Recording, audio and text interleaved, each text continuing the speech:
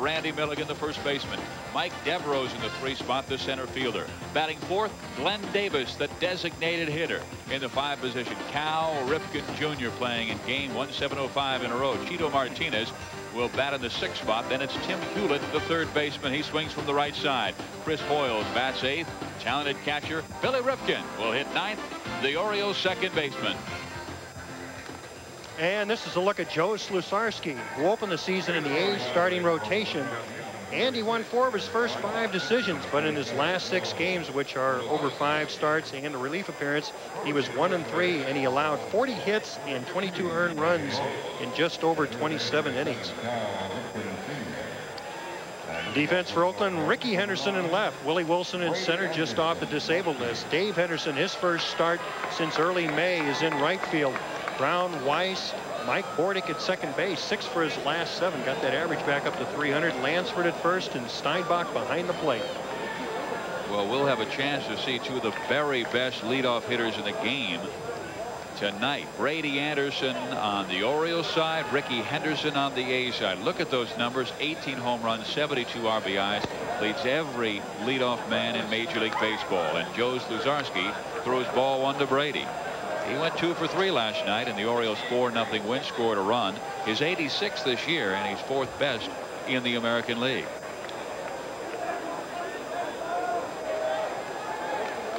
Slusarski with the 1-0, and he's in there, a ball and a strike. Well, the A's come into tonight's ball game with a 6.5 game lead on Minnesota, but the Twins, last time we checked, they were tied with Detroit 4-4 in the 8th inning.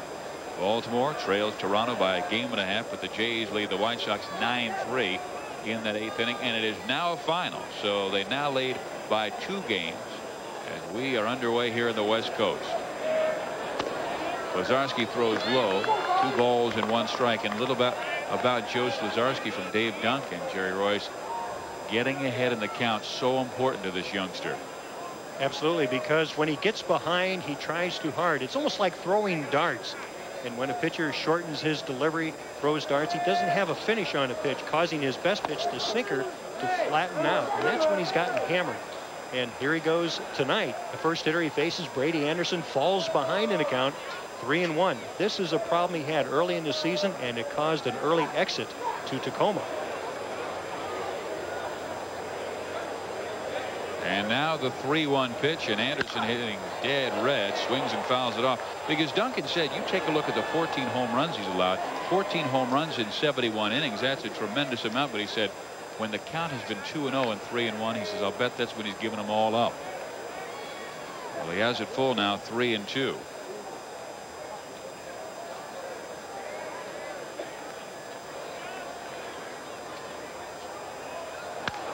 And Anderson again rips it foul. Count stays full, 3-2. So we'll see 2 pitchers who got up to good starts this year and then fell on hard times and now trying to come back from AAA. Bob Milacki and Joe Slusarski. They would both be considered number 5 starters. And it's really a question how many times they'll pitch after they have their starts tonight. Both teams made a late addition, and they have new pitchers to join this ball club in the starting rotation. Well, Slusarski went away and up with the fastball and got Brady Anderson. Now batting number 39. Anderson goes after 2 pitches high in the strike zone. The first one he fouls off. This one, he just couldn't quite get the bat on the ball and really gets Slusarski out of the hole. So Slusarski was behind in the count, 3-1, yet he was able to come back and get Anderson out. Well, here comes Randy Milligan. He's hitting .257. And he's moved the average up there, and his power numbers have been much better since moving to that 2 spot. Dave Henderson making his first start in what seems like 5 years for Hendu. That's what he said before the ball game. He's coming back from hamstring problems, calf problems, but he is in the lineup tonight, and they hope that this fella will be a huge part of their push in September to get to the postseason.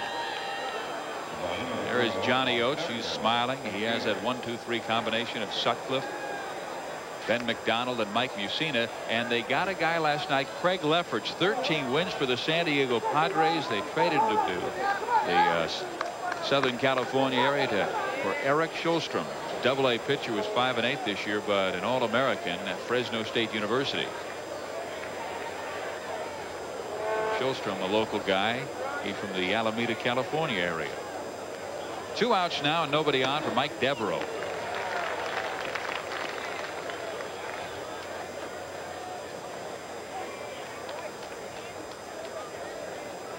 The year he has had 21 home runs, 90 RBIs, and surprisingly most of those numbers came in the 2 spot, but he's just kept on carrying this ball club. That Johnny Yost moved him to the 3 spot, and Cal Ripken Jr., who was slumping, was pushed down to number 5. The 1-1, and he sends it foul. That's a ball and 2 strikes. Lefferts, of course, obtained in that trade yesterday. Figures that he's going to get quite a few starts. But the Orioles have 3 off days in September. In fact, the first 3 Thursdays in September are off days. So it'll allow the Orioles to juggle their starting rotation to get the maximum they can from the top 3 and Lefferts. Devereaux has been hot. 5 home runs in his last 13 games. And he pops this one up. Steinbach over, but will have no play, and the count remains a ball and 2 strikes. You know, Lefferts has turned things around, made himself so valuable, but let's say Baltimore does get to the postseason. They can go with a 1-2-3 rotation of Sutcliffe, McDonald, and Mussina, and then really flip-flop Lefferts whenever they need him. That's where he really has his true value, so to speak. He's been successful as a starter this year, but he also has been successful as a relief pitcher in the past. So he could be, if the Orioles reach postseason, a swingman. Of course, a lot of that depends on how well the other 3 starters respond to 3 days rest as opposed to the 4 that they get during the course of the season. Swing and a miss on the split-fingered fastball by Joe Slazarski. And Joe gets the Orioles 1-2-3. It's a scoreless ball game here in Oakland, California. The Oakland A's and the Baltimore Orioles. We go. Let's check out the starting lineups for Tony La Russa's Oakland A's. He will lead things off with his outstanding left fielder Ricky Henderson. Batting second will be the 3rd baseman, the switch hitting Jerry Brown. In the 3 spot, Harold Baines. He is the designated hitter. In the cleanup spot, Terry Steinbach is in there tonight, the catcher. Then it's Carney Lansford, the first baseman. Dave Henderson making his first start since April. Willie Wilson will be hitting 7th. The center fielder Mike Bordick is the second baseman, and Walt Weiss bats 9th, the shortstop. And this is a picture of Bob Milacki. Began the season with the Orioles. He was optioned to Rochester on July 15th and remained there until he was called up yesterday. Had pretty good numbers in Rochester. 7-1, 4.5 earned run average in 9 starts. And he's earned a return trip back to Baltimore. This might be a huge start for Bob Milacki, proving himself, and also for Joe Slazarski because of the addition of Bob Witt for the A's. And Slazarski wants to prove himself that he can pitch for this ball club in the month of September. Ricky Henderson has the count of ball to strike. Milacki, a big fella, 6'4", 232 pounds, 28 years old now, from Trenton, New Jersey. Spent his formative years, as they say, in the state of Arizona. Tries to throw a fastball to Ricky Henderson away, and it is 2 balls and 1 strike. Best year for Bob Milacki came in 1989, where he busted onto the scene as a rookie and led the O's to 14 wins. 14-12 was his record, and he was a real workhorse that year, tying Dave Stewart of the A's and Mark Gubicza of the Kansas City Royals, and starts with 36. Henderson with a broken bat in the hole. No chance for Cal Ripken Jr.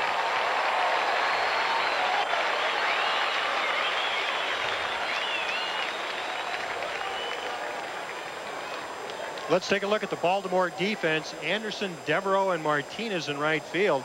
Tim Hulick gets a start tonight at 3rd. Cal Ripken in consecutive game number 1,705 this evening. His brother Billy to the left of him. Milligan at first base. Chris Hoyles making the start as catcher. And stepping to the plate, Jerry Brown. What a year he has had for the Oakland A's to help this team out. 284 the average, and that does not show the game-winning hits, the game-winning defensive plays this fella has made. And they played him just about everywhere. I mean, the only positions that he has not played are first base, catcher, and pitcher. Ricky Henderson leading away from first base. He has stolen 45 this year and been thrown out just 7 times. He's 3 behind the American League leader, Pat Listach of the Milwaukee Brewers, who has 48.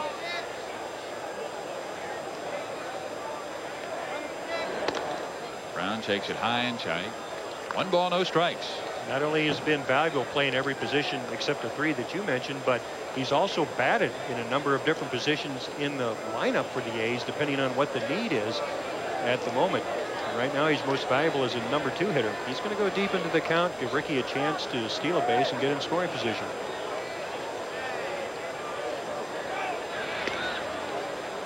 The game has changed so much because of salaries. I mean, if you can get a fellow who can play 3, 4, 5 different positions, boy, that just increases his value throughout the league. And Jerry Brown has done just that.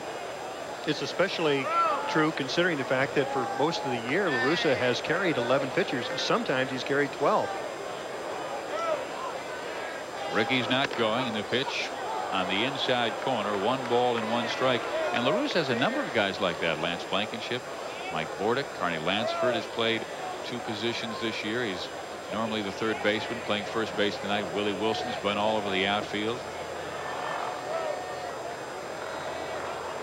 Missing from that bench, Jose Canseco, who gave this ball club 226 home runs, the most of any major leaguer the last 6+ seasons. Brown squares, but takes it high, and it is 2-1. We had a chance to go in the A's clubhouse before the ball game with a whole cadre of media.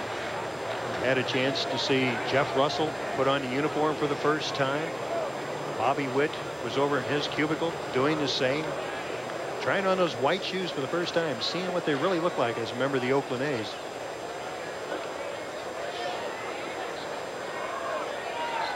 Anderson will not go, and Brown again squared. The pitch misses, and Milwaukee has the count. Jerry Brown's way, 3 balls, 1 strike. Tony La Russa also said he visited by the way of the phone with Ruben Sierra, who's suffering the chicken pox, and he said Ruben just can't wait to get here. So hopefully that talented outfielder will be in the green and gold of the Oakland A's before long. I mean, what a trade last night. It absolutely dwarfed last night's game as Baltimore beat Oakland 4-0. Anderson was going, and it is ripped foul down the line, so Ricky must come back. But you remember, we were here last night, Jerry, press conference was called, and we were sitting in one end of the press box, and the announcement came.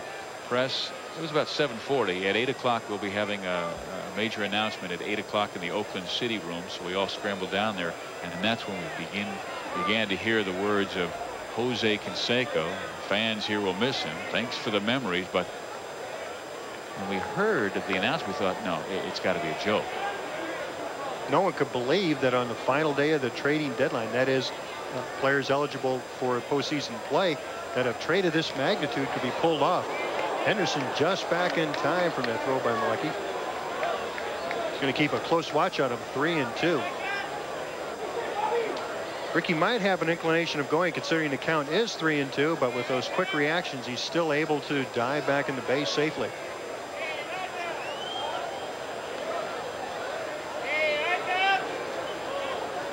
Anderson going. The pitch is in there. The throw to second base is in time. Chris Hoiles throws out Ricky Henderson, and he has had a rough time nailing base runners this year, throwing out just 18. But Henderson kind of stopped as he made the move towards second base. Ricky didn't get what would be considered a great jump. He just seemed to move off the bag rather than explode as we've seen him do in the past. But about halfway down the line, Henderson seems to slow up as he looks over his left shoulder to see what's going on at home plate. Might have been just enough to get himself thrown out in a double play. Ground ball. Randy Milligan throws to Milwaukee covering. And after the strikeout throw out, Baines has gone easily, and Hoiles with a nice double play. Struck out 5. The 0-2 to Davis. Oh, good change of speeds, and he strikes him out. He has struck out 3 of the 4 that he's faced, and we've got time to visit with John Saunders. Budweiser taking us to Cincinnati. The Expos and the Reds, bases loaded as John Wetland strikes out Bip Roberts. And you see Bip's reaction. Well, things get worse for the Reds as Reggie Sanders then goes down on strikes with the bases full. Montreal wins it 5-2. Back to you. Cincinnati started the night with a 6.5 game lead. The Atlanta Braves are leading in the 9th inning, and the New York Mets 4-1. That's what they have on the scoreboard here at the Oakland Coliseum. So it could be 7.5 back for the Cincinnati Reds, who are fading as they approach this month of September. And with that win, the Montreal Expos are keeping pace with the Pittsburgh Pirates, who won their ball game. We saw it here earlier on ESPN. They beat the Giants 5-3. Danny Jackson's thrown very good baseball for them ever since coming over in that Steve Buechele trade. We've got one out here, nobody on for Cal Ripken Jr. Again playing in his 1,705th consecutive game. He is now 426 away from Lou Gehrig's record. And a fastball to Cal Ripken, and he smashes it to center field, but right at Willie Wilson, and 2 are out. Now, speaking of the Expos and Reds, that's our game on Wednesday Night Baseball tomorrow night. Dave Campbell and Gary Thorne will be there in Cincinnati to watch stars like Marquise Grissom and Barry Larkin. 7:30 Eastern Time, 4:30 here on the West Coast. Others will see Chicago and Toronto. Wednesday Night Baseball on ESPN. 2 outs, the batter, Chito Martinez. Takes a fastball for a strike. I was a little surprised to see Chito in the lineup tonight. They activated Joe Orsulak, who had been playing very well, but Chito has started the team's last 13 games when Orsulak went on the DL with that damaged left thumb. Ball to strike to him.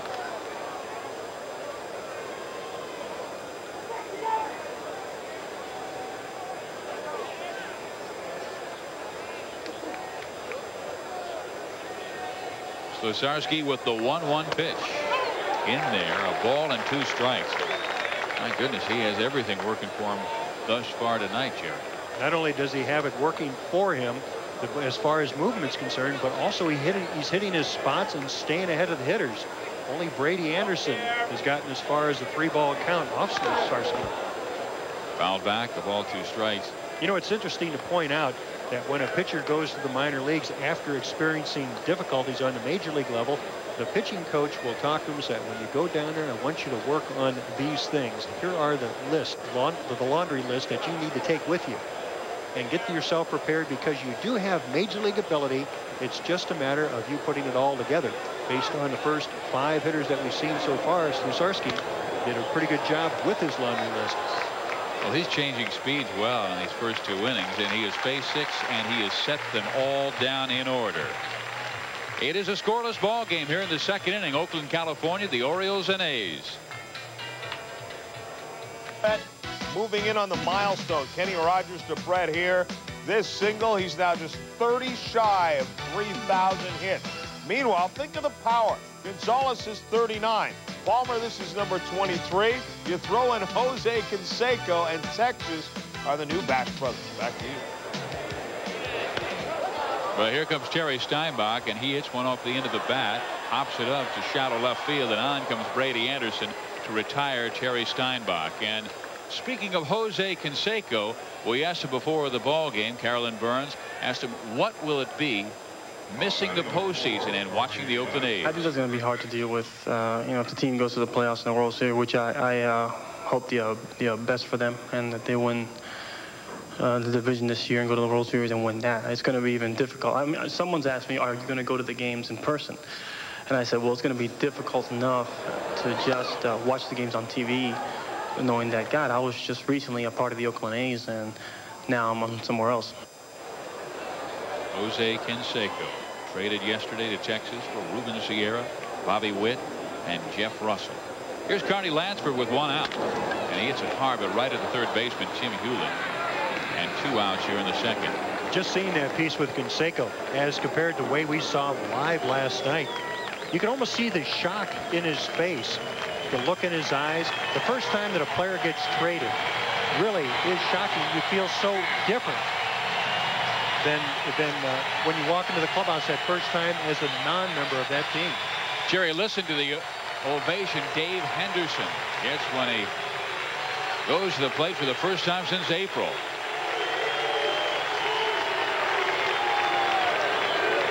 He has his own fans out in center field. They call it Hinduland in left center.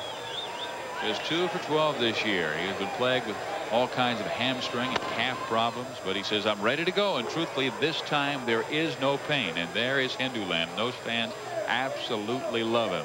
The Bad Boy Club. He has taken those guys out for lunch, giving them drives home when they miss the bus. He is a delightful fellow. But he said, on hindsight, you can say I came back too soon, and that's when I busted my calf trying to come back and rehab in Double-A. Milwaukee has him 1 ball 1 strike, and Hendu pops it up shallow left field. Cal Ripken Jr. calling off Hewlett makes the catch, and Milwaukee gets the A's 1-2-3 here in the bottom of the 2nd inning. It's the Oakland A's, the best team in the American League West, hosting the Baltimore Orioles, 2nd place team in the American League East. Tim Hewlett. You know, you talked earlier about the value that Brown has given to this ball club. Playing a number of positions is one thing, but playing it well, as Brown shows on this play, is something entirely different. He takes a base hit, maybe a double away from Tim Hewlett on this ground ball, and turns it into an out. That's 7 in a row retired by Joe Sluzarski. He has been very sharp. And those were Sluzarski's troubles early in the game. He would be bombed in that 1st inning. Here he starts the 3rd, gets the 1st out, now faces Chris Hoiles and then Billy Ripken. Numbers 8 and 9 hitters for the Orioles, but that does not mean it's easy territory, because these guys have been magnificent. Look at Hoiles, 15 home runs, 274 average from your 8 spot.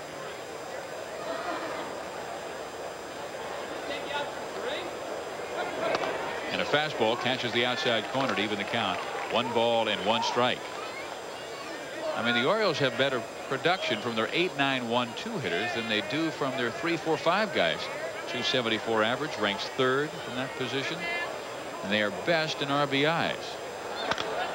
And Hoiles sends one to center field that Willie Wilson misreads, has to come in on, and it's a base hit, and Hoiles heading for 2nd. There's the throw, not in time. Wilson broke back, and by the time he came in, Ricky had no chance for it. And that's the first base hit of the game off Joe Sluzarski. Henderson comes on strong from left field and gives all the appearance that he's going to make this catch. Willie Wilson looks over his shoulder, takes his eye off the ball, sees the way that Henderson's going after it, then slows down. Henderson stops, and a routine fly ball falls in for a double. So in a scoreless ball game, Hoiles in scoring position, and Bill Ripken stepping to the plate. Well, they have charged Willie Wilson with an error. I mean, no one touched the baseball.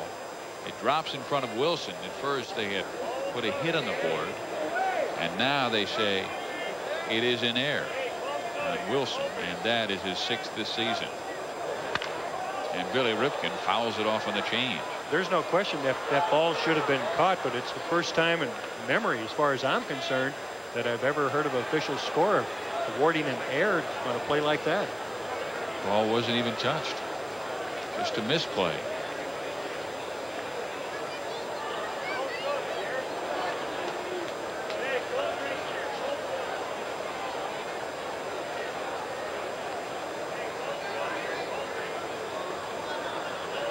Sluzarski with the 1-1 pitch to Billy Ripken. Just misses the corner, and it's 2-1. Umpire tonight, Tim Welke. At first base, Dale Scott. Richie Garcia is at 2nd, and Dan Morrison at 3rd base. 1 out. Hoiles at 2nd base. Scoreless ball game here in the top of the 3rd in Oakland, California. Swing and a miss. 2 balls, 2 strikes.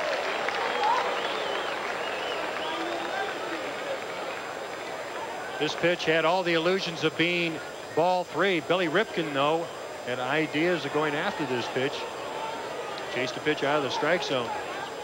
Evens the count to 2-2 instead of, if he takes it, it's 3-1.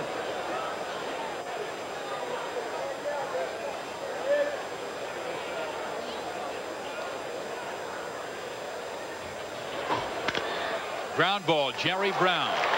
His throw is to Carney Lansford, and Hoyles can't advance from second base, so 2 big outs here in the third.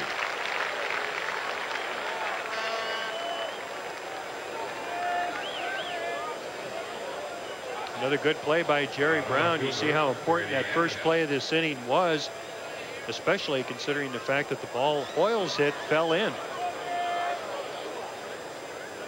here comes the very dangerous Brady Anderson. Showed you his numbers.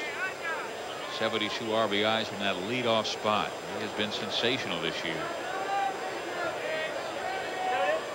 The power numbers have really lifted, and Johnny Oates simply says, hey, it's just a matter of fact that he has finally confidence in his ability. We gave him the spot every day, and he's responded. He only had 10 home runs and 1,100 at bats coming into this season, and he has 18 and just 400 plus.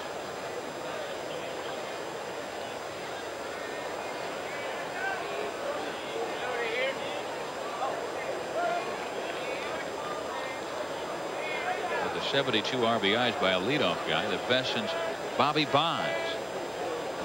Knocking 63 for the San Francisco Giants back in 1973. Brady Anderson pulls off that one and is in the hole. No balls, 2 strikes.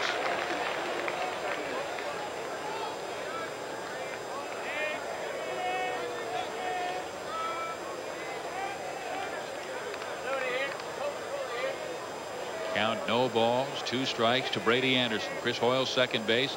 He reached with 1 out on the air by Willie Wilson. They give Anderson a lot of room left center field.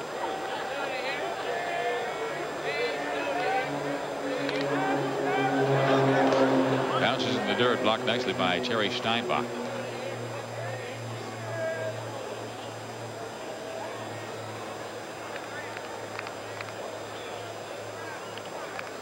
This Orioles ball club coming into tonight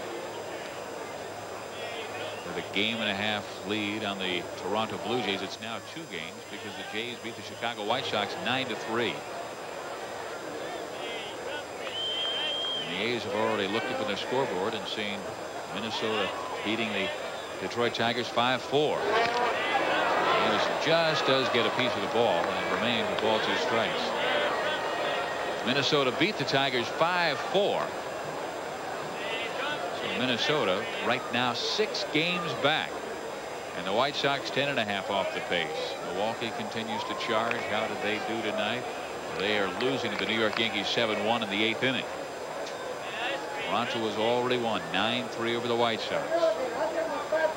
Let's look at division standings in the American League. Joe Sluzarski has the count of ball 2 strikes to Brady Anderson.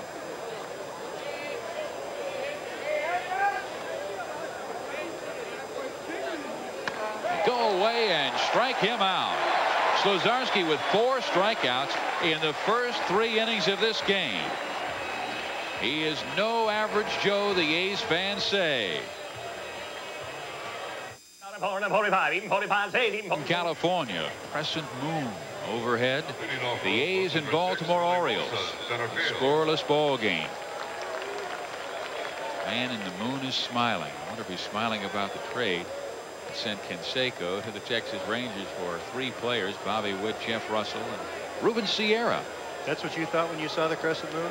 I thought of Bert Blyleven immediately. I thought you were thinking of a crescent roll. Well, you didn't get yours this morning at breakfast. Here's Willie Wilson to lead things off, bottom of the 3rd inning.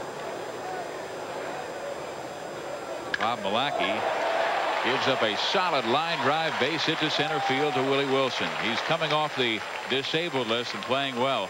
Well, we talked with Sandy Alderson, the man who made the trade for the Oakland A's. He's made some big trades in the past.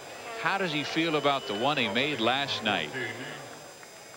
I think because we've been in a position to win, we've made some trades, and by and large they've worked out pretty well for us. But you never know. You know, this is one that people have characterized as a gamble. To some extent, I think that's probably true. But this team has done so much this season with so little that they're in a position to win. We've got a lead, and we were prepared to roll the dice to try and make the team better over the next 6 to 8 weeks, hopefully.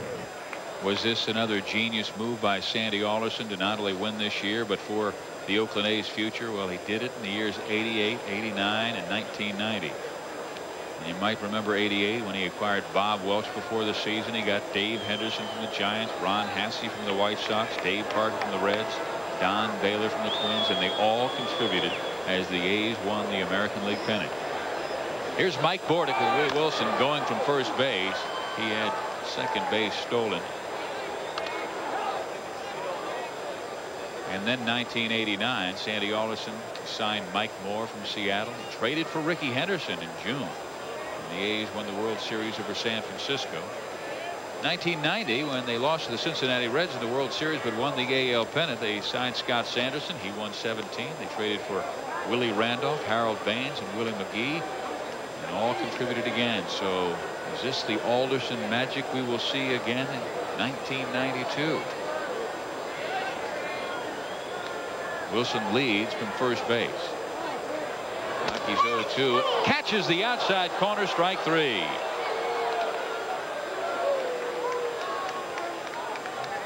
Both Milwaukee and Slutsarski are making excellent pitches this evening, especially considering the fact that both were in the minor leagues an extended period of time this year. Well, they learned their lessons well. As you can see, the disgusted look on the face of Mike Bordick as he takes strike 3. Something that bears discussion is exactly how are the A's players going to respond to this deal? What will they do in order to pick up for whatever Canseco would have contributed the last month or so of the season? Will they try to hit and run more? Will they try to steal more? And how will it affect them emotionally? I thought it was very interesting what Reggie Jackson said. He was a broadcaster for the Oakland A's. He said it's really an unusual situation. He thinks the players will really, really miss Jose Canseco because he was a great excuse for not doing well. He was kind of a lightning rod in the clubhouse, the way everything negative came to him. And he said that can be a good thing for a team. He can take the heat off the other guys. And I thought that was a very interesting statement because Jackson did that in a way with the New York Yankees. All of his tussles with Billy Martin. They win the World Series.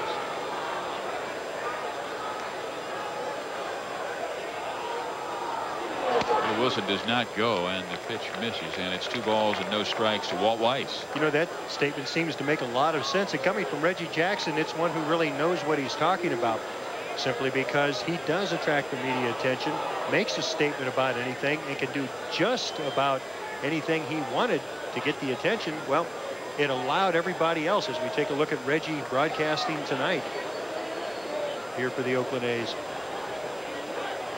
Milwaukee's going over to first base. And Reggie said it's typical of the A's ball club. It's almost machine-like the way they put together a good club. Emotions and things just get put aside. And you wonder, I mean, certainly there's talent coming here, but Canseco was such a huge part of 88, 89, and 90. Wilson is going, and Weiss swings away, driving it to right field. Wilson has to retreat back to first base as Chito Martinez makes the catch. 2 are out. We've got college football coming your way on ESPN, and it is a good one. Oklahoma Sooners, one of the best teams in the Big 8 Conference again, faces Texas Tech. That's Thursday live here on ESPN at 7:45. That is Cale Gundy, one of the talented quarterbacks in Sooners history. They've always had the great running quarterbacks in the past. This guy can do it both. Pass and run. Here we are in Oakland, California, scoreless ball game. Rickey Henderson comes to play with 2 outs and Willie Wilson at first base.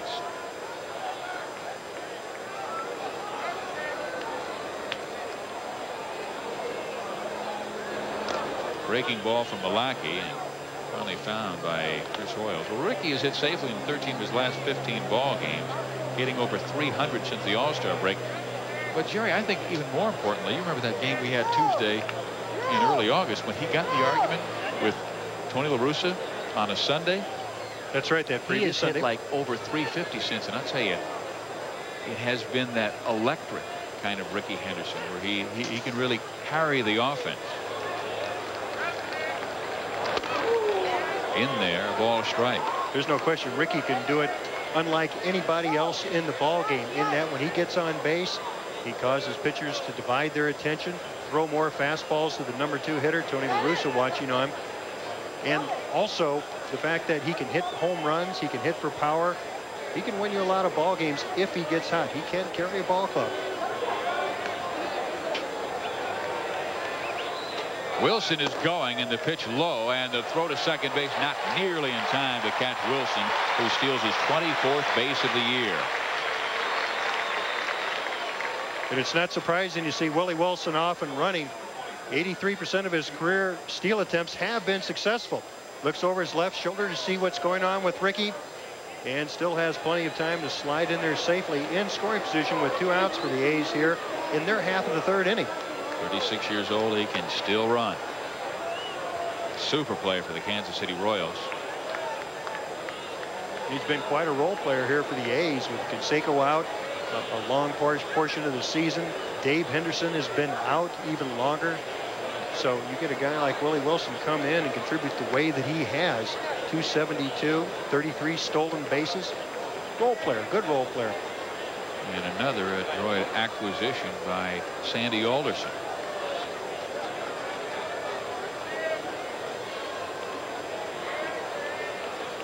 The year he had 21 triples for the Royals back in the early 80s. I mean, he was lightning. And Henderson grounds it foul, and it is 2 balls and 2 strikes.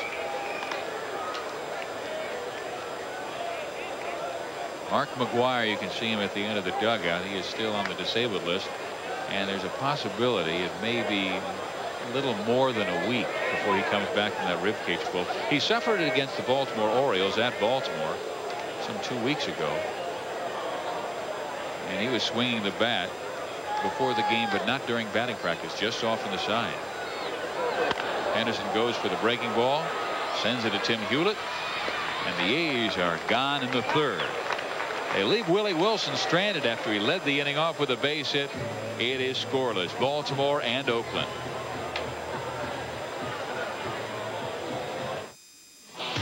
Thing in the 4th inning. Interestingly enough, Susarski fell behind Milligan 2-0. He hasn't fallen behind many hitters tonight, but Dave Duncan says the problem that Susarski has is that he puts a pitch right down the middle of the plate when he falls behind. Milligan, a hot hitter, gets a hold of this 2-0 pitch and drives it out in left center. Pitch was a fastball, looked about belt high, middle inside part of the plate. It's the 18th home run and the 96th RBI that the Orioles have had so far this year out of the number 2 position. That could really help this ball club if Milligan gets hot.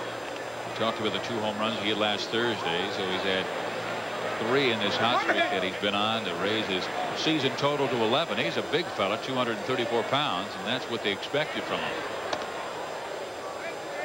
Well, here's Mike Devereaux.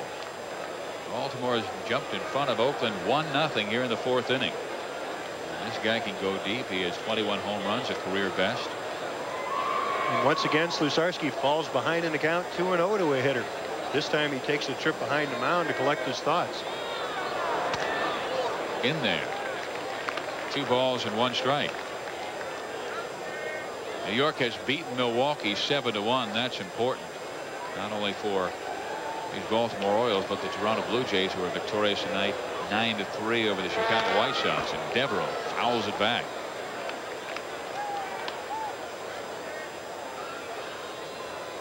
Devereaux was responsible for much of that production out of the number 2 slot before Milligan was placed there. Since he's been moved to the number 3 hole from the 2nd spot, 324, 3 home runs, 8 RBIs. Breaking ball misses away, and it is full 3 balls and 2 strikes. Baltimore, when they acquired Devereaux from the Los Angeles Dodgers, it's kind of an addition to the deal earlier in the season, and they absolutely refused to make a deal without him involved. It was a case where the Orioles were rebuilding. They wanted to get some young players with potential, and he came over from Los Angeles in exchange for Mike Morgan. There's a ground ball, base hit left field. So back-to-back hit by Milligan and Devereaux. And the Orioles leading 1-0. Let's go to John Saunders. Budweiser takes us to Chicago now. 9th inning, 4-3 game, and Eric Karros ties it with this solo home run. The Dodgers back into it. Then in the 13th inning, 4-4, bases loaded. Heathcliff Slocum walks his third batter of the inning. Mike Sharperson this time as McDowell scores to break the tie and win it for the Dodgers. What a painful loss for the Chicago Cubs. They have fought back to get over that 500 mark and then challenge, and now they're falling out of the race. Here it's Baltimore 1, Oakland nothing, still nobody out, and Mike Devereaux at first base, and Glenn Davis the batter. And he pops it up. First base, Carney Lansford. And Borda calls him off, makes the catch in the pitcher's mound.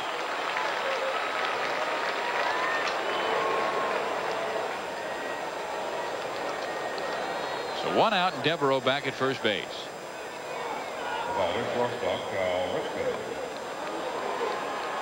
See, that's the job of the starting pitcher, is to get everybody out of there except the guy you want to catch that pop-up. You just call his name, and if somebody charges and he's not the guy that you want, you tackle him, bring him down, make sure that guy you're certain is going to catch it will catch it.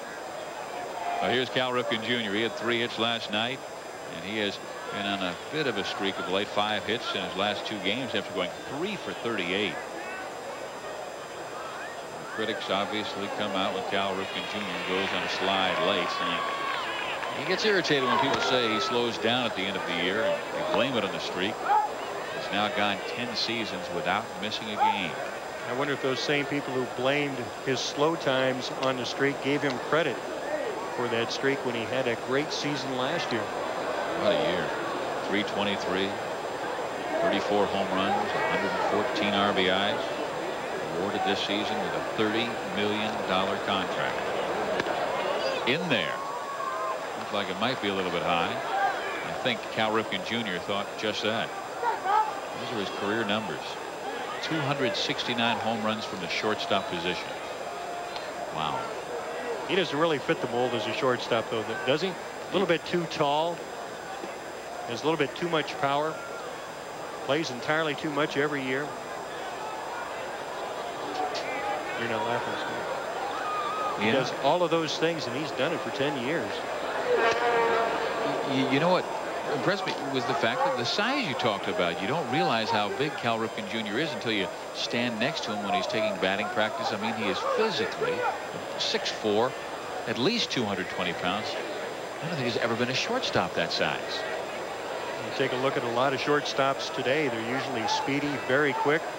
Ripken's not particularly speedy, but he is quick, and he has a great knowledge of his position. Well, he hammers this one foul, and the count will go to 2 balls and 2 strikes. In fact, he compensates for any lack in range by knowing the American League hitters and the way that they play at their particular park. His leadership abilities, I mean, he is managerial material.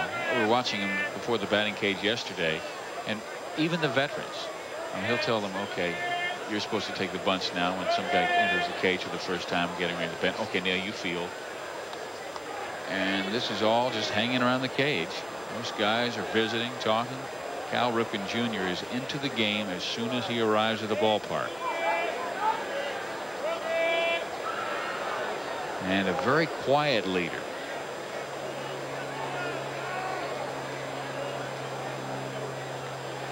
Sluzarski going to first base. And you talk to the players. I mean, even your buddy Rick Sutcliffe, they just marvel about his mental toughness, and that's what it takes to have a streak like he has had. Here is another streak that he is not proud of. He is not homered. 63 games, and that's the longest in his major league career without a long ball.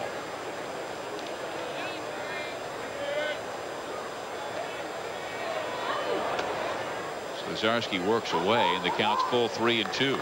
You know, one thing about that graphic we just saw is the simple fact that the longer you play, the more little odd streaks are going to come along. He may have a streak that's totally 180 degrees in the other way. Suppose he plays 10 games and hits 6 home runs. The last time he hit a home run, he hit 2 in the same game against the Brewers back on June 23rd. He was in a hot roll at that time, but it goes up to the low pitch. The throw to second base, not in time. Devereaux can only advance to second. Now he's going to third as Wilson was late getting the baseball, and Devereaux's into third. Cal Ripken Jr. strikes out for the second out. Devereaux taking a chance here, but comes up successful. He's off and running, looking to see over his left shoulder, see what Ripken's going to do with this ball.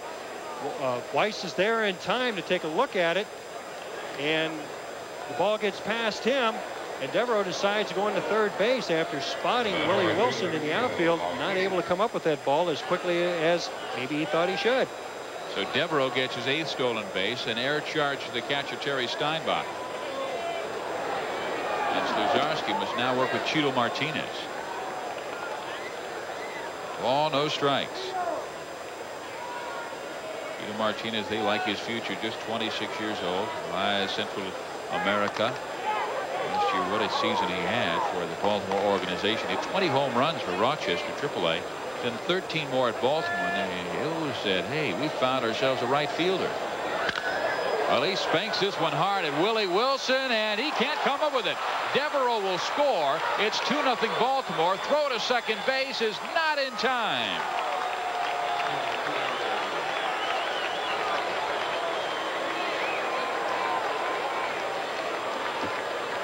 The Oakland infield was playing back, allowing any ground ball hit in the infield a chance for Devereaux, who was on third, a chance to score.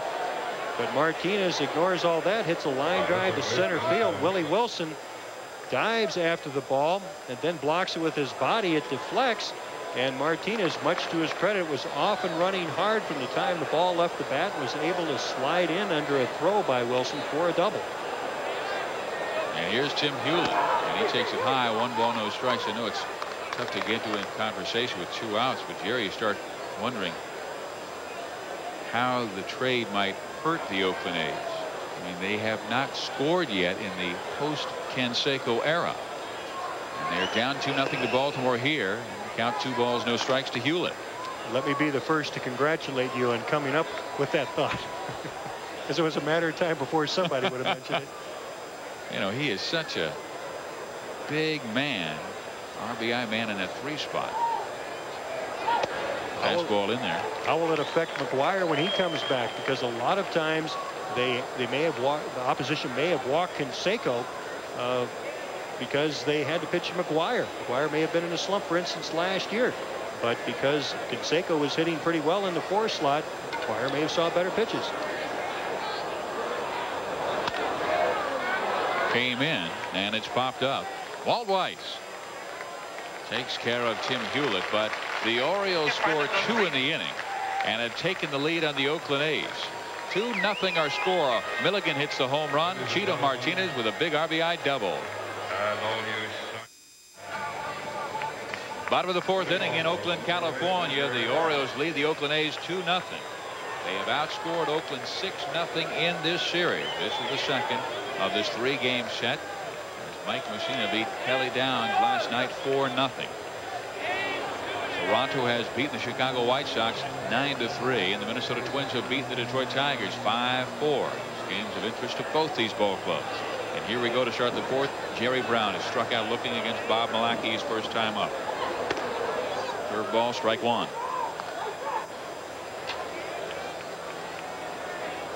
Johnny Oates said one of the trouble with Bob Milacki was he had a tendency to fall behind early in the count, and he would search for his groove. It seems like he had found his groove, and he struck out a pair of guys, both of them looking.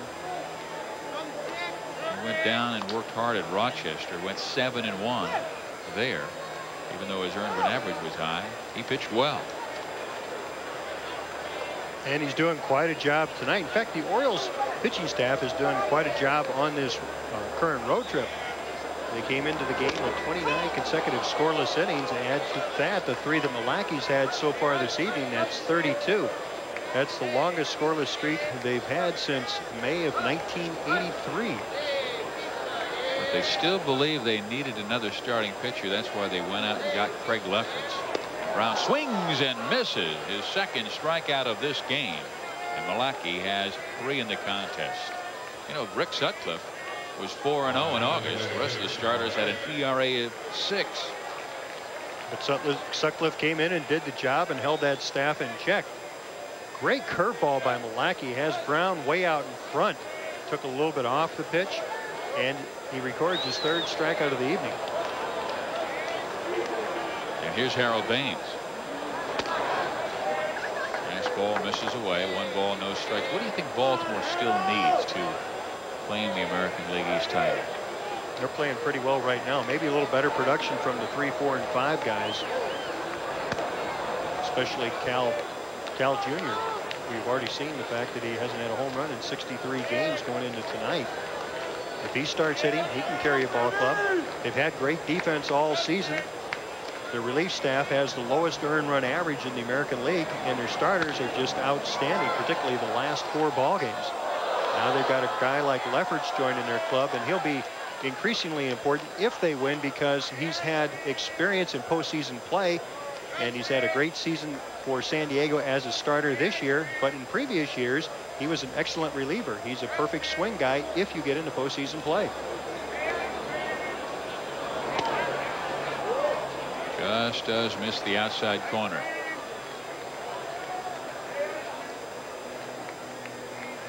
Bob Milwaukee has a count 3-1 to Harold Baines, and he has always been outstanding against Baltimore pitching. And hits a ground ball past Milligan into right field. Baines stops at first base. John Saunders. The Giants and the Pirates from earlier tonight. Barry Bonds at the plate. Burkett lifts this one out to right field. The home run helping Pittsburgh beat the Giants 5-3. Meanwhile, the Montreal Expos trying to keep pace, and Marquise Grissom nails this one out to left field to start the game, and Montreal stays 3 back of the Pirates. That was after new pitcher Tim Pugh, who was in there replacing the injured Greg Swindell. So Lou Piniella having all kinds of problems with his pitching staff as he tries to get back in that National League West race. Here is Terry Steinbach with 1 out. He represents the tying run. He has 12 home runs this year, and that is 6 more than he had all last season. This is another important guy that the A's must have on their team next year. Final year of his contract. He will be a free agent. Baines with a short lead at first base. He's not going anywhere. Steinbach fouls it off. The A's have 13 players who are eligible to become free agents this year. Steinbach and McGuire, I think, are the 2 most important that they have to sign. Of course, they're going to have to consider what they might want to do with Ruben Sierra, who's eligible to be a free agent. Jeff Russell, too, is eligible to become a free agent. So they have a lot of decisions that they have to make. Naturally, they're not going to keep everybody, but I think the 2 most important guys, Steinbach and McGuire. And you're not really sure what order. Here's Hewlett. He goes second, 1, first, double play. Nice turn by Billy Ripken, started by Tim Hewlett. And the Orioles, with one of the best defenses in the American League, turn back the A's in the 4th.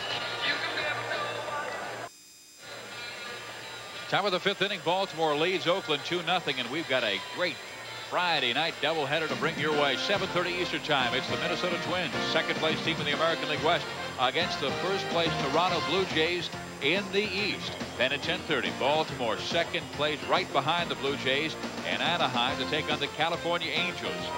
And it is so important because Toronto won tonight. They are 2 games right now over the Baltimore Orioles.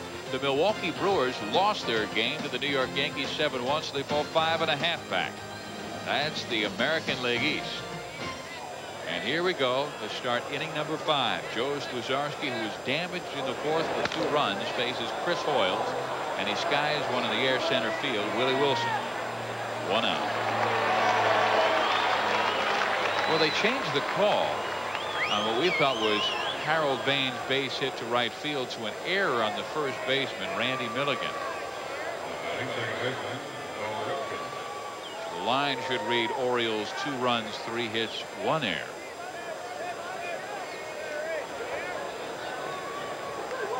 Here is Bill Ripken.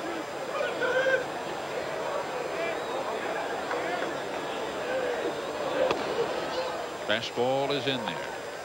Ball's 1 strike. What must it be like for Bill Ripken to come from the same family as Cal Ripken Jr. when you're not even the best player in your own family? You're playing in the same ball club, so you can't even divorce yourself from him, go on your own. You can't even take it home to complain because your dad is one of the coaches. Breaking ball. Jerry Brown. Will this be his 3rd terrific play tonight? Yes, it will.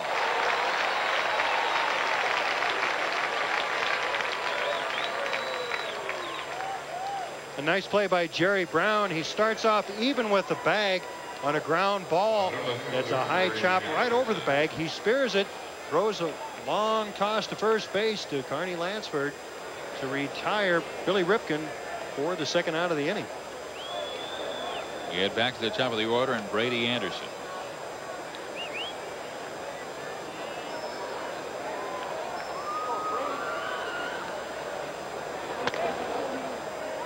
How about the Orioles situation? Malacky has thrown 4 shutout innings tonight. Let's say he has an excellent game tonight. You've got Craig Lefferts in your stable. You've got Arthur Rhodes to go with the big 3. Then you have to consider what you're going to do with Craig Lefferts. Luxury. Absolutely, and it's a luxury that any manager would like to have. What to do with all of the pitching who's doing well. We don't hear much complaints about that from Major League managers, do we? Don't hear many at all. I like those headaches. Ground ball. Mike Bordick.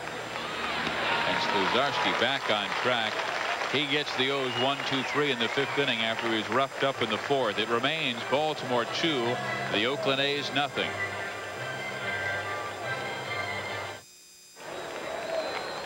Steve Physiak, Jerry Royce back at the Oakland Coliseum. 2-0 Baltimore on a Milligan home run and a double by Chito Martinez. Carney Lansford will lead things off bottom of the 5th, then Dave Henderson and Willie Wilson.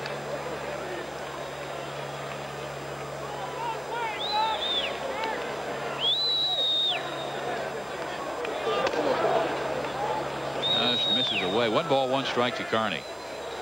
Here's big Bob Malacky.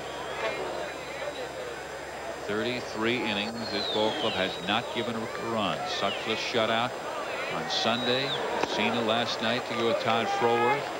Malacky throwing O's at the A's tonight.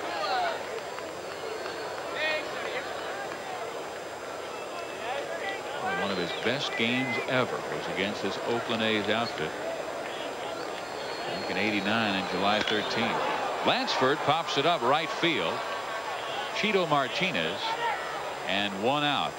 Let's go to John Saunders.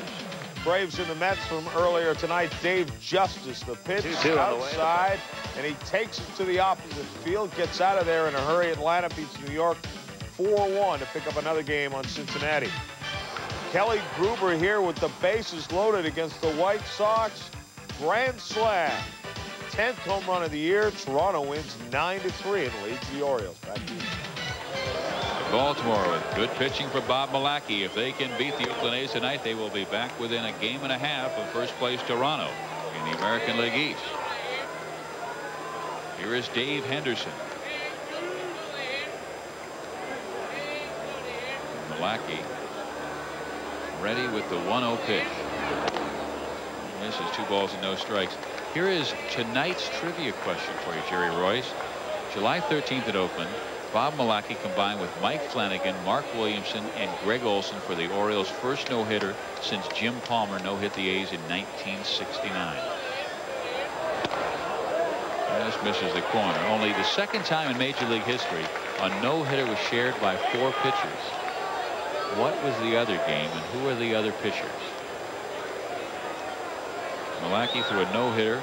He left the game after 6 innings when Willie Wilson hit a ground ball off his right index finger. Willie Wilson is in the on-deck circle. And who has the count 3-1.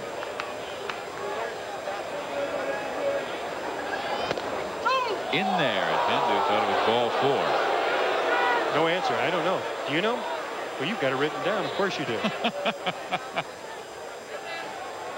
Well, it came in 1975, and it was the Oakland A's who did it. August 24th. Malachi with the 3-2 to Henderson, and he pops it up. Right field side. Billy Ripken. 2 outs. It was an excellent job of pitching by Malachi. Fell behind Dave Henderson 3-0, throw 2 called strikes, and then induced Henderson to pop up on the 3-2 pitch.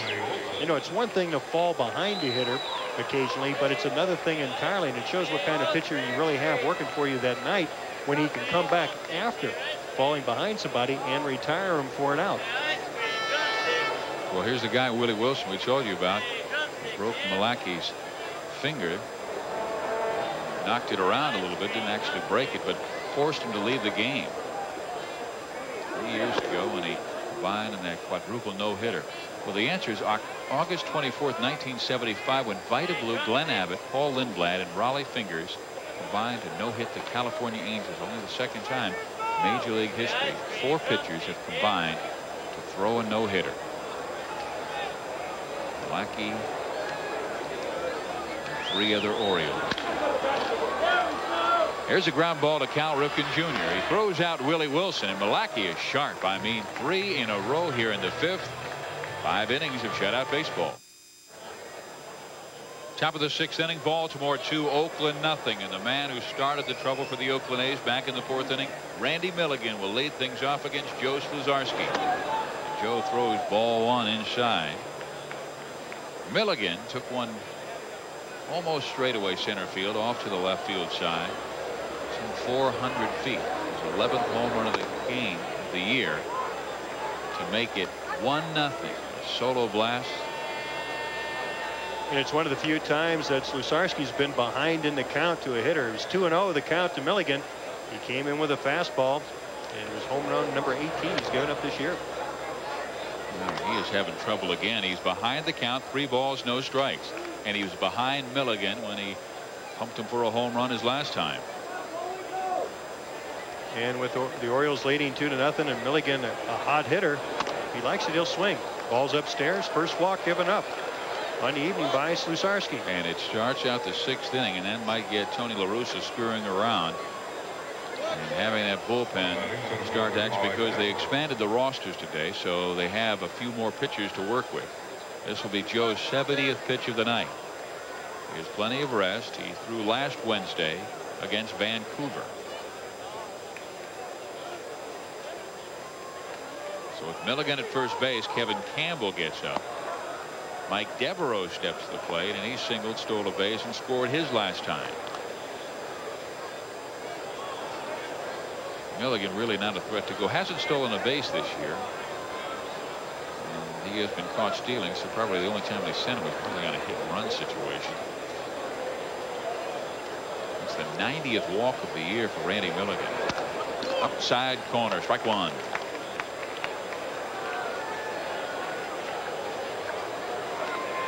Jeff Russell, he's available tonight. One of the acquisitions from the Texas Ranger, their top relief pitcher.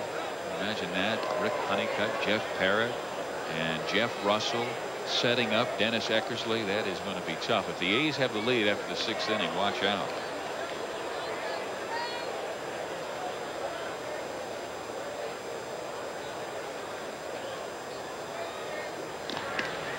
The problem that the A's have had since the All-Star break are the starting pitchers. In 44 starts, they're averaging under 6 innings per start.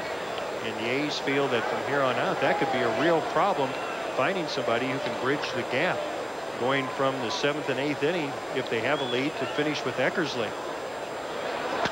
And Devereaux smacks it right back up the middle. Milligan turns at second and holds on. First 2 men on here in the 6th inning as the Orioles trying to break it open with Oakland.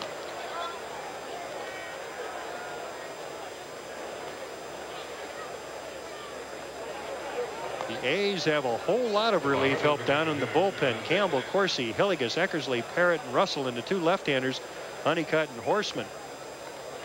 You'll have to buy a ticket to get an early seat down there in the bullpen. So along with Jeff Russell, they picked up Sean Hillegas, who was released by the New York Yankees. And I know you were visiting with Sean before the ball game. He had a big smile on his face, being picked up with a team that has a chance for the playoffs. from a team that seemed to really need pitching. He gets released and gets a chance to play in the final month of the season, be in a pennant race, and contribute. Well, he threw a 1-0 shutout at the Oakland A's earlier this season. We asked him, was that one reason? And he said, they told me it had nothing to do with that night here in Oakland. Breaking ball from Joe Slazarski. 1 ball, no strikes. Glenn Davis, who has 10 home runs this year. Well, one other thing that Hillegas has to remember, Kelly Downs is a free agent this year. Dave Stewart's a free agent this year. So you consider that there might be a couple of spots open. If he can be impressive the last month of the season, going into spring training, he might have a head start on some of the other possibles. 1-0. Balls, no strikes. Davis, Milligan, Ripken, those are the 3. And if they begin to start fire that offense, their 8-9-1-2 guys have been sensational for Baltimore. Davis went on a tear. He was one of the hottest hitters in the month of July, and he has struggled ever since. Slazarski misses again, and this is not a man you want to fall behind the count 3-0. Would they give him the green light? I think with the Orioles a 2-0 lead, a couple of runners on first and second, if that pitch is in the strike zone, you can bet Glenn Davis is going to go after it. Here's a 3-0 in there. You want it in a certain zone. Absolutely. You get a good power hitters have a very narrow zone. And there's Cal Ripken Sr. going through a series of signs. If he's hitting 3-0, it stands to reason that he'll be hitting 3-1 as we look at Cal Jr. on deck. 2 on, nobody out. To count 3 balls and 1 strike to Glenn Davis. And Joe Slazarski's pitch, it misses away. Ball 4. Slazarski falling apart here in the 6th inning. He walked the leadoff man, then gave up the base hit to Devereaux, and now has walked the second man in the game. Glenn Davis and Tony La Russa may have seen enough. Kevin Campbell will come on. The Oakland A's down 2-0, and La Russa wants to keep it at that.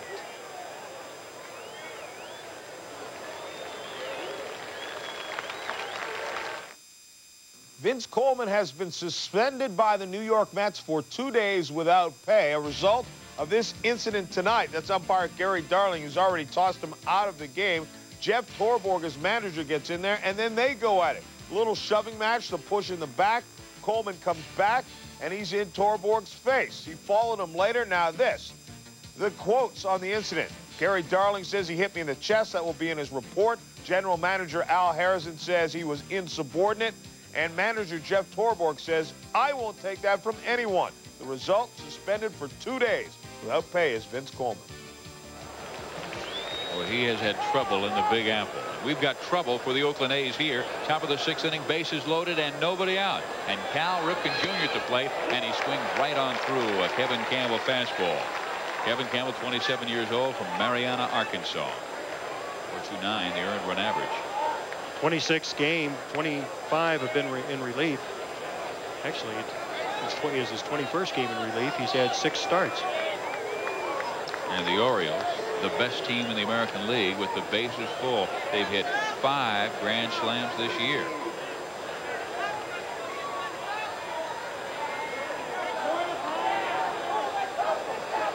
The 0-1, and Ripken pops it up.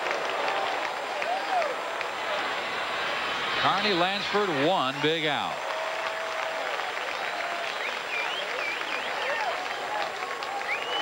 Johnny Oates, seen his star player. He has been hit on the elbow, hit in the back by John Smiley, pitch earlier this year, and you wonder if those injuries forced him to chase his mechanics, and he has just been laboring ever since. There's Joe Slazarski. His evening almost over. He's thrown 5+ innings. Well, his evening is over. Yeah, his evening is over, but he's got 3 base runners out there that belong to him. He's got Devereaux at second base, Milligan at third base, and Glenn Davis at first. Here's Chito Martinez. Chito doubled his last time up to straightaway center field. glancing off the chest of Willie Wilson, and they plated Mike Devereaux. It made it 2-0. Brown in tight at third, and the pitch missing somewhere, and it's 2 balls and no strikes. Campbell takes a walk around the mound. He's had 2 starts since the All-Star break. In fact, the Oakland A's starters since the All-Star break, put them together, they're 17-12. They've had 40. This is their 45th game started. The earned run average is around 3.6. Martinez pops it up again. Shallow left field. Walt Weiss gives way to Ricky Henderson, and there's 2 big outs. And the Oakland A's fans quite appreciative of a good effort given by the relief pitcher Kevin Campbell.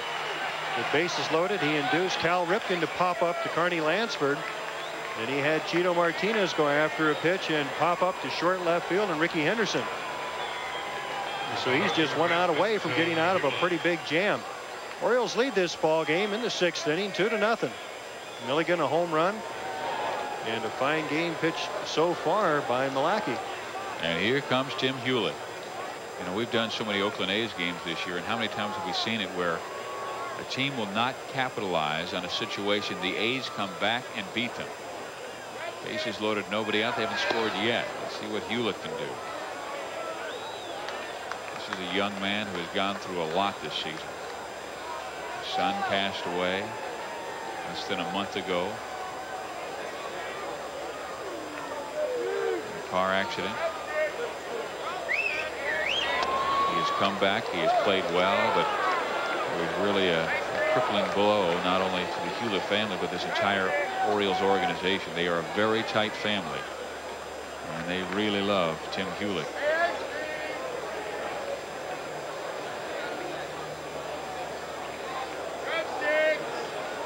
Evan Campbell's 2-0. Hewlett pops it foul. It's 2 balls and 1 strike. You know, I mentioned the fact that the starters since the All-Star break are 17-12 for Oakland. But the real key statistic is the fact that they're averaging under 6 innings per start. And that's really the glaring weakness that caused the trade. They needed outs, so they traded for some pitching. Bobby Witt, who has a lot of future. But Jeff Russell really, I believe, was a key player in that trade. Hewlett fouls it back again. The count is even. 2 balls and 2 strikes. And I know, Jerry, you were telling me the A's, Joe Slazarski, was their 8th pitcher they've used since the All-Star break, and they have the best record in the major league since then, 28-16. Well, it's Darling, Downs, Campbell for a couple of starts, Dave Stewart, Bob Welch, who's on the disabled list, Mike Moore, and Gene Nelson, who's no longer with the ball club, have all started games. Bobby Witt will become the 9th pitcher to start post All-Star break for the A's when he makes his first start, probably sometime next week. Bases loaded. Campbell, the 2-2 pitch. Hewlett staying alive. It's quite an effort by Campbell. Retired both Ripken and Martinez on foul balls. He fell behind Hewlett 2-0, but he's come back strong, and he's 1 strike away from getting out of this bases loaded, nobody out jam that he inherited from starter Joe Sluzarski.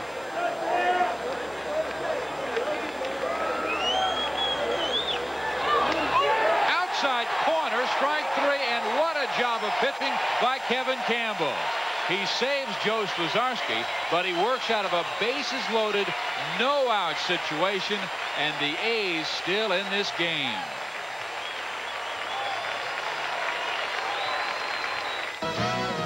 ESPN Major League Baseball is brought to you by Old Milwaukee NA. For a non-alcoholic brew, it doesn't get any better than this.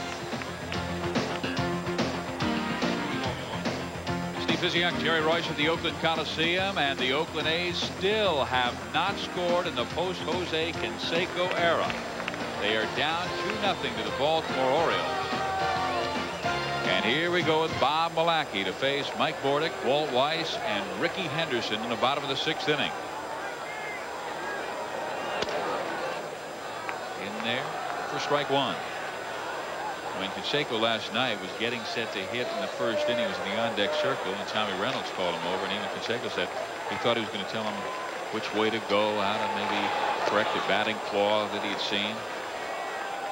And when Tony La Russa called him over and said, well, we traded you. As I looked at him, I thought maybe it's April Fool's. No, it's not April Fool's Day. Tony hugged me in the runway and said, best of luck to you. And I tell you, we saw him in the press conference, and it was about the best I've ever seen a player handle a trade. There's Mike Bordick dropping one into left field. A's have the leadoff man on here in the bottom of the 6th inning. The first 5 innings, we saw Malecki make good pitch after good pitch. He gets ahead of Bordick 0-2, and then Bordick sticks the bat out and drops a single in the left field. Malecki may have gotten that pitch up over the plate just a little too much. Johnny Oates showing a little bit of stress. Watched his team have bases loaded, nobody out, and he couldn't score. And now he watches Bordick reach base after his pitcher gets ahead of him 0-2.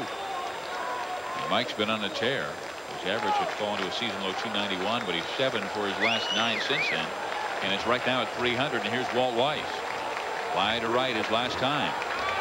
They send Bordick, and the pitch is foul. You know, I just wonder, until Ruben Sierra gets here and can play regularly, just how the A's are going to compensate for the missed power of Canseco. Will they hit and run more? Just exactly what will they do as we take a look at Pat Clemens, left-hander, warming up in the Baltimore bullpen. The A's do like to run. They don't know how to manufacture runs. They've had to do it a lot this year because Canseco missed a lot of games. Henderson was out most of the season. So they have found ways to manufacture runs. Bordick 8 for 13, stealing bases this year. What a help he has been, replacing Mike Gallego, who signed in the offseason with the New York Yankees. And when Walt Weiss went down, Bordick played there magnificently. And now has moved to second base. Walt back in at short.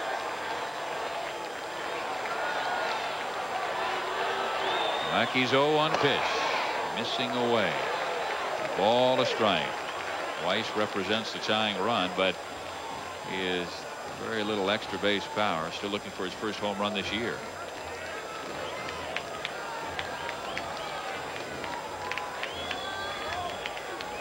Malecki started the year the Orioles' #2 starter at the beginning of the season and went 4-2, and then he really fell on a rough time. Lost to the A's and Mike Moore here. Since then he has really labored. In his last 9 starts with the Orioles, he went 1-5 with an earned run average over 8. Apparently he has righted his pitching shelf down in AAA Rochester, where he went 7-1. He is in front of Walt Weiss, a ball 2 strikes with Mike Bordick at first base and no one out. Orioles holding on to a 2-0 lead.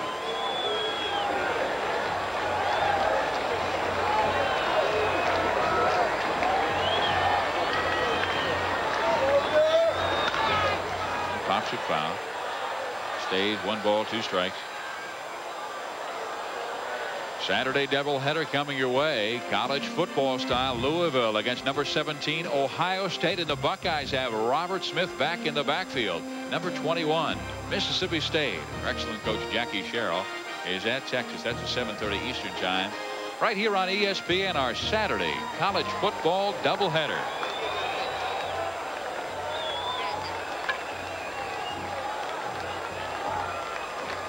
See if they work them away. There's a big hole between first and second. Royals setting up that way and the pitch that way, and it's 2-2. You know, it's that time of the evening. In fact, it's the time that we have every Tuesday night to welcome all the major and minor league ball players, coaches, and trainers that join us here on ESPN after they've played their ball games. The player we're going to say hello to tonight is... How about Danny Jackson? A fine job he did tonight, if you were watching ESPN earlier, as Danny Jackson and the Pirates beat the San Francisco Giants 5-3. We thank you for joining us and for the help that you give us all year long. And Danny, enjoy your pizza. Alan Mills has now joined Pat Clemens down in the Baltimore bullpen. It's a 2-0 ball game. Baltimore has the lead. The count is run to 2-2. Bob Malecki against Walt Weiss.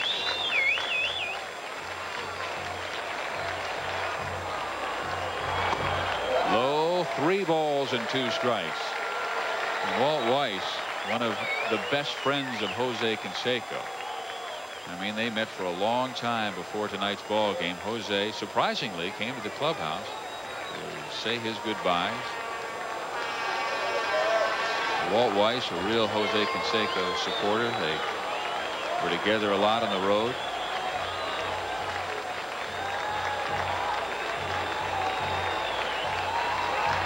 Malachi going to first base again.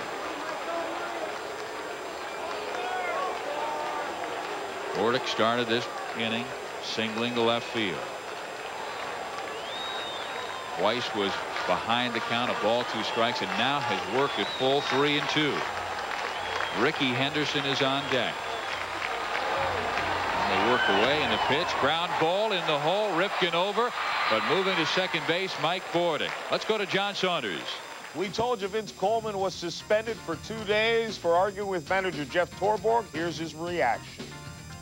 The relationship is that he's a manager on the player, and coming to play every day is a pride that I have within myself, that I'm going to go out and do the best that Vince Coleman can do, and let him manage the team. So I have no, I don't have to sleep with him, so I don't have to worry about him. He also doesn't have to worry about collecting a paycheck for the next 2 days. All right, now let's get back to you. Thank you, John. We're in the bottom of the 6th inning. Baltimore leading 2-0. Mike Bordick, though, at second base. Orioles had a big chance to break this game open. They had the bases loaded and nobody out in the top of the 6th inning. Did not score. Now it's Ricky Henderson, who is 1 for 2 in the night, a single to lead this game off. He has been hot lately. And he takes a breaking ball away. 1 ball, no strikes.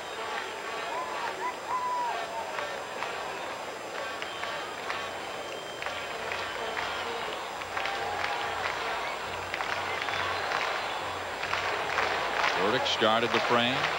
The base hit just in front of Brady Anderson. And now they come inside to Ricky and hit him. So runners in first and second, the tying runs are aboard.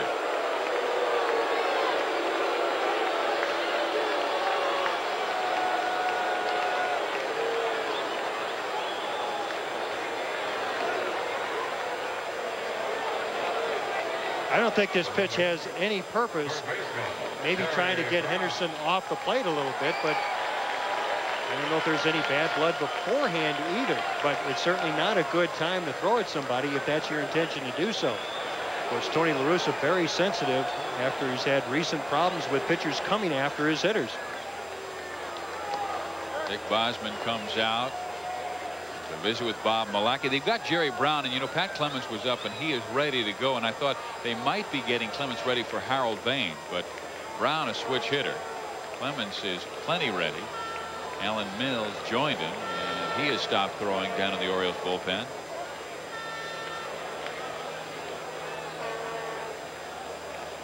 Here's Johnny Oates. What a terrific job he has done this year, reversing the fortunes of the Baltimore Orioles from a 95 losing team last year to a team that has a chance to win 90 games this year, and they could become the 10th major league team to win 90 or more games this season after losing that many. They'd love to beat the A's tonight. They won last night 4-0. But Oakland has 2 on, 1 out here in the bottom of the 6th inning, and Jerry Brown.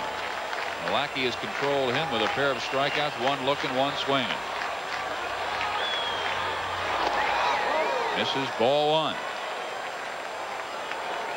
And Bosman goes out to talk to Malachi. Probably wants to remind him of the simple fact you've got a 2-0 lead. Don't let something like this slip away. It also allows Malachi, a young pitcher, a little time to collect his thoughts and get himself back on track so he can get out of this jam. Brown pops it up, foul territory, and there's plenty of room here at the Coliseum. Tim Hewlett makes the catch and 2 huge outs. So it's Harold Bain, and will we see Pat Clemens?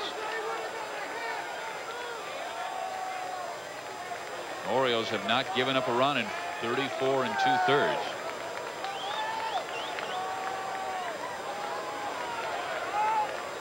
And this is a situation, the 3 spot, that would be Jose Canseco's. And you know what he can do right now. Well, Harold Baines is a guy they love to have there because Baines has always hit the Orioles well. Last 2 years against Baltimore, he has an average over 400 with 6 home runs and 21 RBIs against the ball club he grew up loving to watch. He is from Easton, Maryland. And he hits it hard. Center field, but right at Mike Devereaux. And the A's threat in the 6th inning is denied. They leave 2. Bob Malacky shut out baseball through 6 innings here in Oakland, California.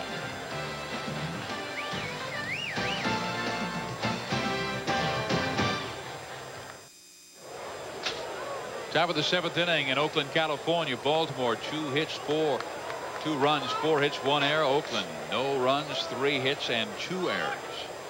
And here in the 7th inning, Chris Hoiles will lead things off, then Billy Ripken, and then we return to the top of the order and Brady Anderson. Evan Campbell ready for his 2nd inning of work.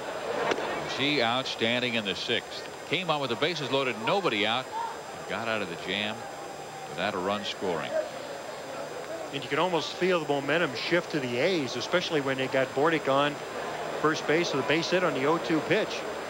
So many times this year they've come back and scored after a situation like that. And that would have been the time, because as a manager, you always want, once the momentum has swung, you want to get it right back, and Malacky did that. Left 2 A's stranded. Well, fouls it out of play, and it is 1 ball and 2 strikes. So whatever pitching coach Dick Bosman told him, it was the right thing. It settled Malacky down. He was able to retire the last 2 hitters without the A's scoring, and it's run the Orioles pitching streak to 34 scoreless innings, consecutive scoreless innings. Campbell with the 1-2 pitch. This is away. You know, you were talking about, you think the trade favors the Texas Rangers. I wanted to ask you, how do you think, if it does, it will help the Oakland A's? Well, first of all, you take a look at Bobby Witt. He's a potential star. He could develop under Dave Duncan's help. Chris Hoiles drives one in the alley. Ricky Henderson will watch that roll to the wall, and Hoiles will have an extra base hit. A double to lead off the 7th. If the momentum did shift to the A's the previous inning because they didn't score, maybe it's shifted back to Baltimore, especially with this double, as it leads off the 7th inning for Baltimore. Hoiles gets a pitch up in the strike zone, and the Orioles have another chance to score. Getting back to the trade, Russell, he's an excellent setup man for Eckersley, someone, as I said, to bridge the gap from the starter to Eck, but he's also closer insurance, and it prevents the overuse of Eckersley or he's help in the event that Eck or any of the other pitchers get injured. But you have him just for this year, probably. I mean, he's a closer. He's a guy who wants to join a club and shut the door. That's right. And we come to the 3rd player is Ruben Sierra. Now, he has star quality, though he hasn't quite reached the potential as we look at Cal Ripken Sr. But maybe a new environment will allow him to go to the next level of stardom.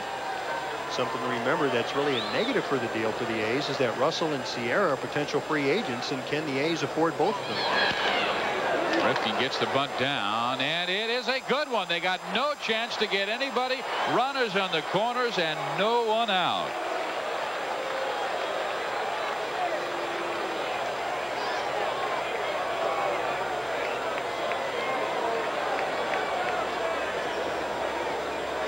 Ripken in that 9th slot with the Orioles with a 2-run lead wants to get Hoiles over to 3rd base so that they could have a runner on 3rd with just 1 out. Steinbach goes after the bunt, fumbles it, drops it, and Ripken's safe at first. So it's a 1st and 3rd situation, and it brings the top of the order around in the name of Brady Anderson. And that's a 2nd error on Terry Steinbach in tonight's ball game, the 10th of the season. That's not like him. So they have Hoiles at 3rd, Ripken at 1st, and here's Brady Anderson. I mean, you're running into trouble because Anderson and Milligan combined, you're looking at 119 RBIs. And to finish that thought about the trade, as far as the Oakland A's are concerned, can Witt overcome his wildness to help the A's as a starter down the stretch? Can Dave Duncan work his magic once again with the pitcher? And probably the final thing is that Ruben Sierra won't be ready immediately because he does have the chicken pox. It almost seems like if they can sign a guy like Ruben Sierra, then it might be even up. If they can have Bobby Witt back next year, Ruben Sierra back next year. Then you fill the void left by Canseco, and you add a starting pitcher. Sure. It's a mighty big if, but they're more concerned about the short term. And you have to agree with Sandy Alderson. When you have a chance to win it all, you have to go for that chance and allow the future to take care of itself. You know, it's like those who think about tomorrow all the time never get to tomorrow. Tomorrow never comes, or when it does come, you're still in last place. You know, a lot of little things have led to the A's to having a great season this year. This is part of it right here, is the fact that Terry Steinbach keeps this ball in front of him, and with runners on first and third and nobody out, he holds the runners right there, keeps the double play in check. Ripken's only stolen 1 base this year. He's at first base. And here's the 2-1 pitch to Brady Anderson. Missing. 3 balls, 1 strike. And Dave Duncan, who's the pitching coach for the Oakland A's. I mean, Tony La Russa, Sandy Alderson absolutely rave about Duncan. Now you got Witt, and look at Duncan's track record. It took Dave Stewart after he was released by the Philadelphia Phillies in 1986 at age 29, a year older than Bobby Witt is. And he won 20 games 4 straight years. Well, Anderson takes it high. And Campbell, if he thought he had trouble in the last inning with the bases loaded, nobody out, he has done it to himself this time after coming on with the bases full. Were allowed that way by Joe Slazarski. And help once again is on its way down in the A's bullpen in Sean Hillegas. Hillegas, a right-hander. They just signed yesterday to a AAA Tacoma contract, purchased that contract, and he's in uniform this evening. You played with him a little bit, didn't you? In Chicago and in Los Angeles. All right, bases loaded for the Birds. They already lead 2-0. And here's Randy Milligan. He's walked. He hit a home run, and he takes a fastball right down the middle. Campbell all of a sudden is being aggressive again, but he has to be.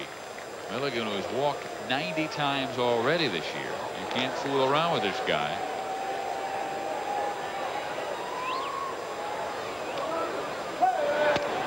In there, no balls, 2 strikes. Maybe Kevin should come into the game, into the inning going, okay, bases are loaded and there's nobody out. He's fallen behind everybody except Milligan with the bases full, and he has him 0-2.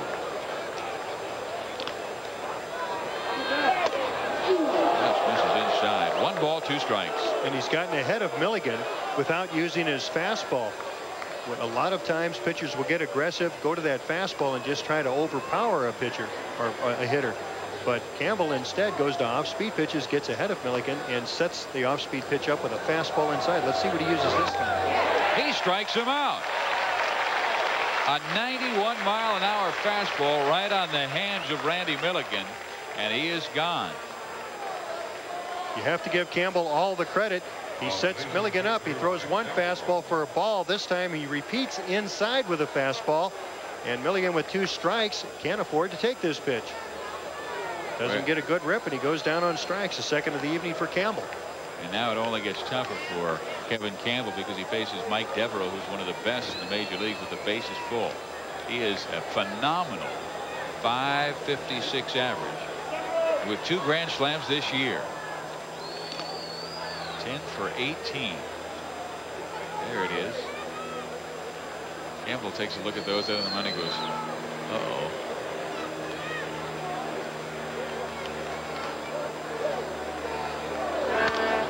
Round back, strike 1.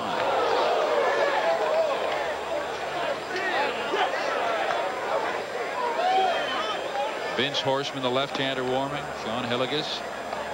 Harry talked about the right-hander, Johnny Oates, who watched his club strand all 3 when he had the bases full and nobody out. La Russa trying to make it 2 straight innings. Retiring the side with the bases full and nobody out. And here's Devereaux, and he spanks one back to the middle. That's a base hit. Here comes Chris Hoyles. He will score. Right behind him is Billy Ripken. It's 4-0 Baltimore.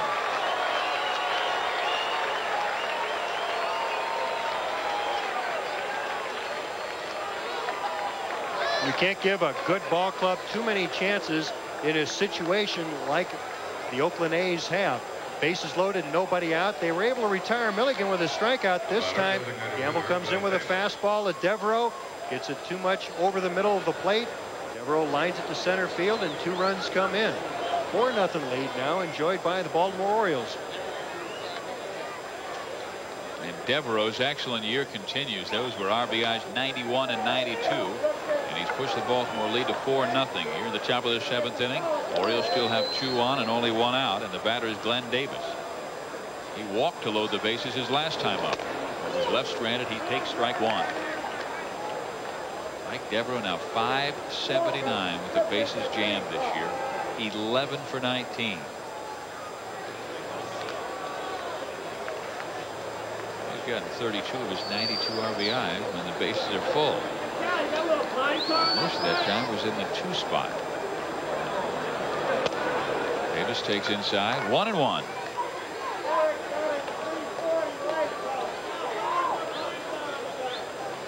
That 2-run single, increasing the lead to 4-0, takes away that a lot of tools that Tony La Russa likes to use to get back into a ball game. A straight steal, a hit and run. Now he has to string together a couple of singles and hope that somebody can pop one.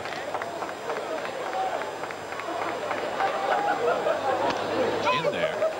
1-2. And that won't be easy at all with a pitching staff that's as hot as the Baltimore staff is. Milwaukee with 6 shutout innings extends the Orioles streak to 35. Plus, if they have to go to their bullpen, they face the bullpen with the best ERA in the American League of around 1.8. And they add one more, the man in the middle, Craig Lefferts. They acquired him yesterday, right before the deadline for Double-A pitcher Eric Schulstrom. Breaking ball down the line, foul. And the count remains 1 ball, 2 strikes. And he's probably, as you would say, sitting next to the wrong guy, Rick Sutcliffe. Right out of the gates, he chooses the wrong person to sit next to, and that's Rick Sutcliffe. A right-hander who really has a left-hander's mentality. Well, he fits perfect with Lefferts, whose nickname, of course, is Lefty. Sutcliffe asked you before the ball game, tell me about Craig Lefferts, and you said, he's sick just like you. And you said, great, that's perfect for this ball club. The sick guys tend to gravitate to one another, don't they? An immediate friendship struck with Sutcliffe. I loved it when Sutcliffe said, you were the sickest of them all.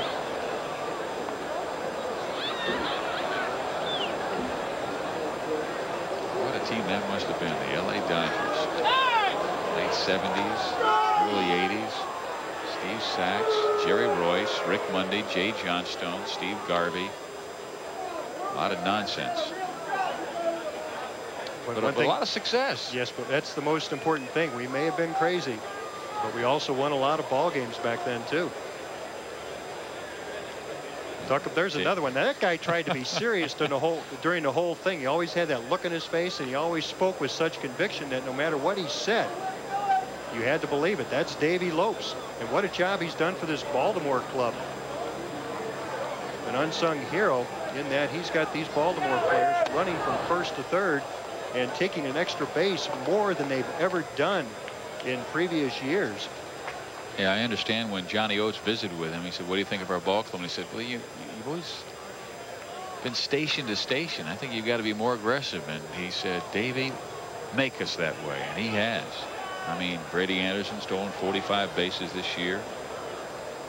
Mike Devereaux has plenty of speed. Kevin Campbell with the 2-2 pitch to Glenn Davis. And he hits it high in the air, shallow left field. Walt Weiss.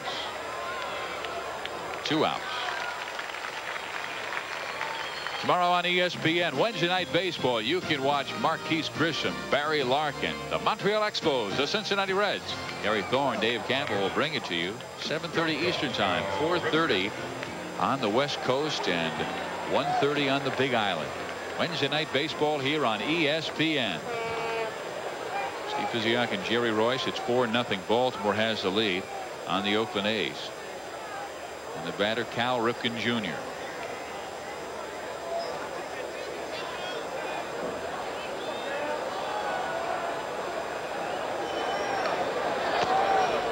Cal has struggled tonight.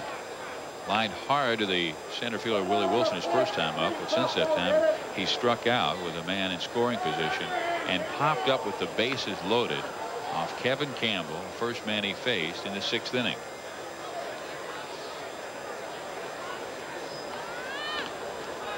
One 0 pitch. Swing and a miss. Cal's always liked that ball down, hasn't he, for a right-hander? He's got a nice swing in that it's a down kind of swing. He uses that top hand to drive the ball. That's a tough pitch for anybody to hit. The slider, the breaking pitch that's on the outside corner, and then at the last second darts away from the bat. 2 on, 2 out. Ripken hits it hard left field. Around third, heading home is Brady Anderson. Here's the throw by Ricky Henderson, not in time. 5-0 Baltimore.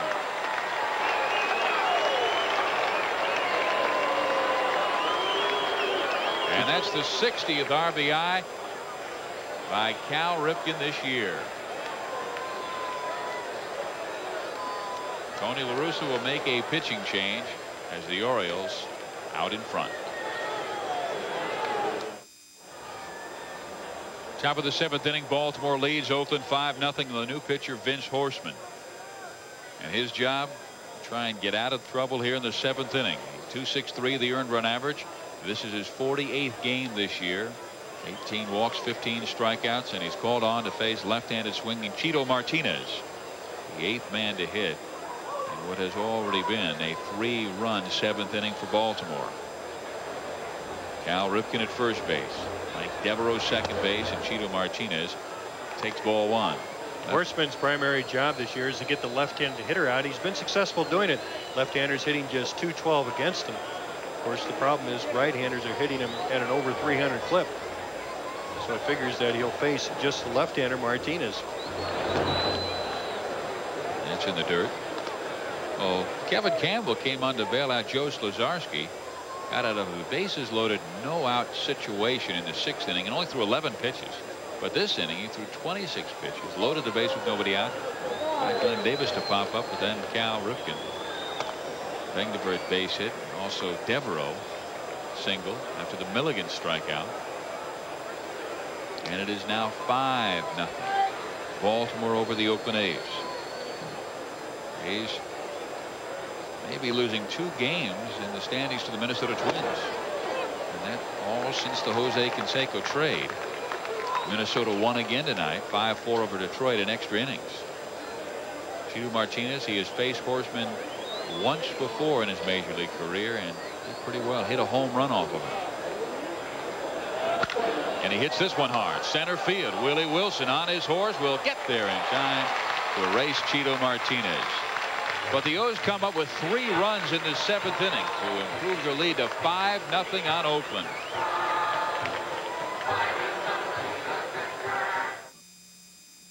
SportsCenter's coming your way soon. Jose leaves and says bye-bye to the Bay. An established Texas legend takes the hill in Arlington, and Johnny Mack to the court in Flushing. Mike Tirico, Chris Myers will see you after the game. Bottom of the 7th inning, Baltimore leads 5-0. Mark McLemore comes on to take over for Billy Ripken as the O's in front by 5. And Bob Milacki, who has thrown outstanding baseball through 6 innings, starts things off with Terry Steinbach. Then he'll face Carney Lansford and Dave Henderson.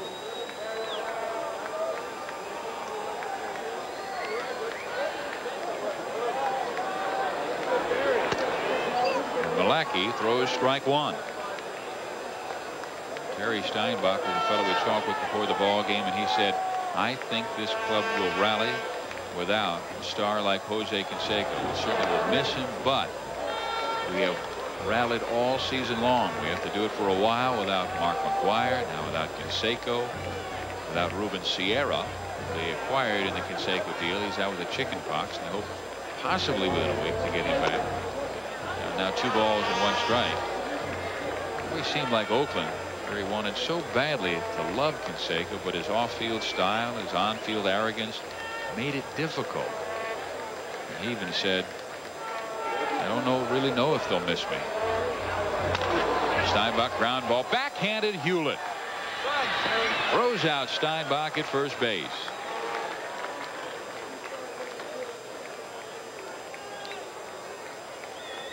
Milwaukee had a long time on the bench as the Orioles scored 3 runs in the top of the 7th. So the most important thing that he can do is throw strikes and try to get that first hitter out. Well, he did just that job. Threw strikes, induced Steinbeck to hit a ground ball. Hewlett made a nice backhand stop to retire Steinbach for the first out here in the A's half of the 7th. Hillegas back up in the Oakland bullpen. Carney Lansford taking strike 1. A's have not scored in 17 innings.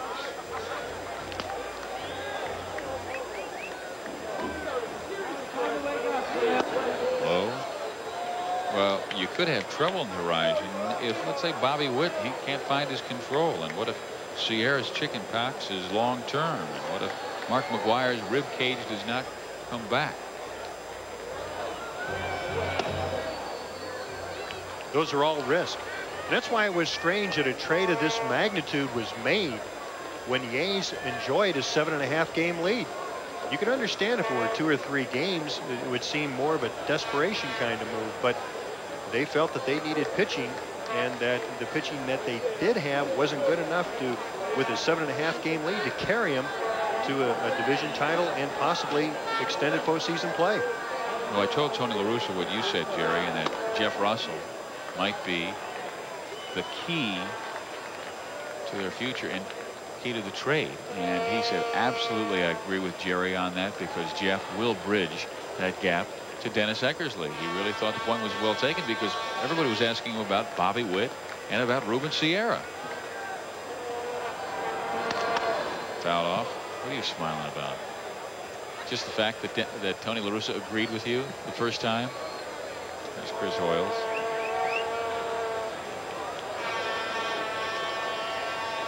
Baltimore has a 5-0 lead here in the bottom of the 7th inning. And the East looks like this. Toronto won tonight as they beat the Chicago White Sox 9-3. So they're right now 2 games in front of the Baltimore Orioles. Orioles can close it to a 1.5 games. Milwaukee lost to the Yanks 7-1. Lansford pops it up. Shallow center field. McLemore out.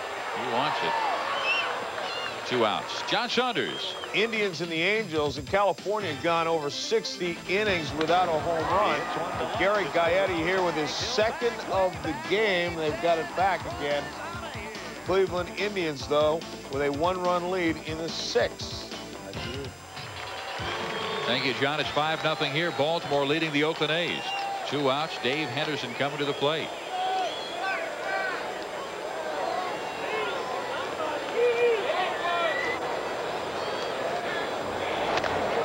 Again, strike 1 from Milwaukee.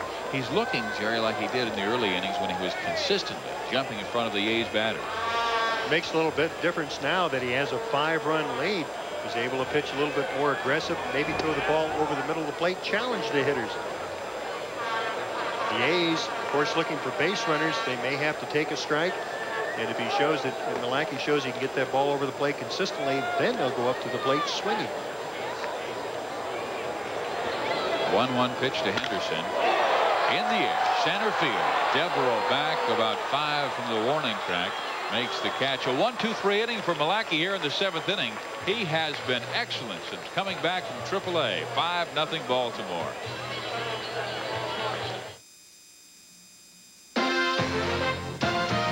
ESPN Major League Baseball is brought to you by Cold Filter Genuine Draft Light. There's nothing typical about it.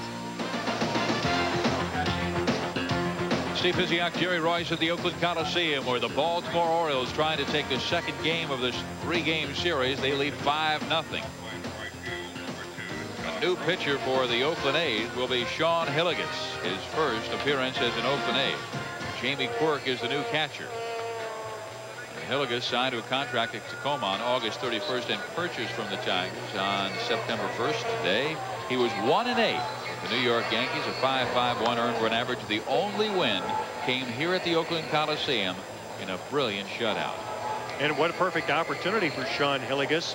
He has pitched as a starter and in relief, and with a couple of A's pitchers eligible for free agency, Ron Darling and Dave Stewart. Well, it could be an opportunity for Hillegas to show what he can do the final month of the season and have a head start going into spring training with this Oakland ball club to make the team next year.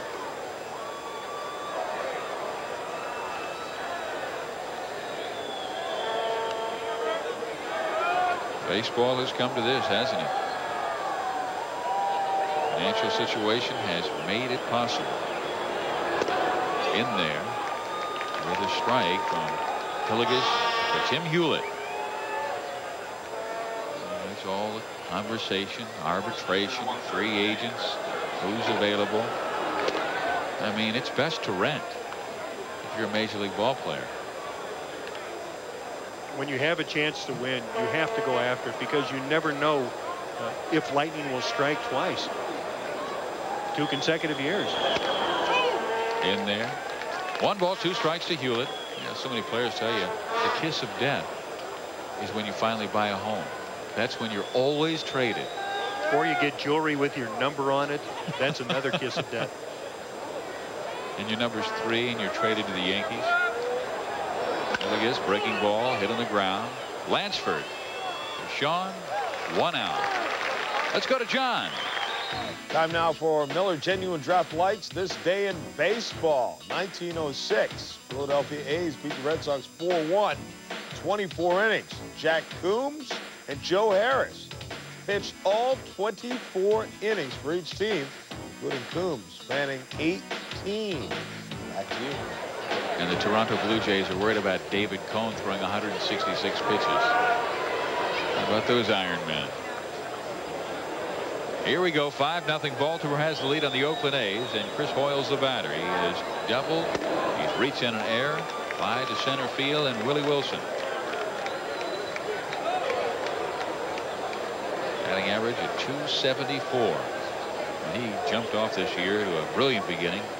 Over the 330 mark much of the year, and then had his wrist broken. He was hit by a pitch by Tim Leary. That was the game where Leary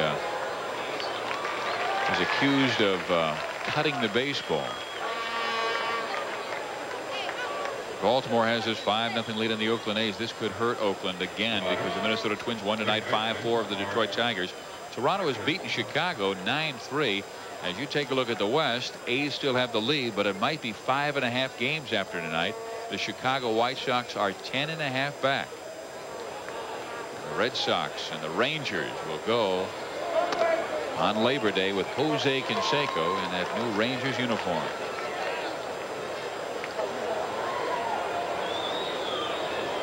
Here's Mark McLemore in there for Billy Ripken. Outside corner for a strike. Hillegas has been around, started his career with the Dodgers.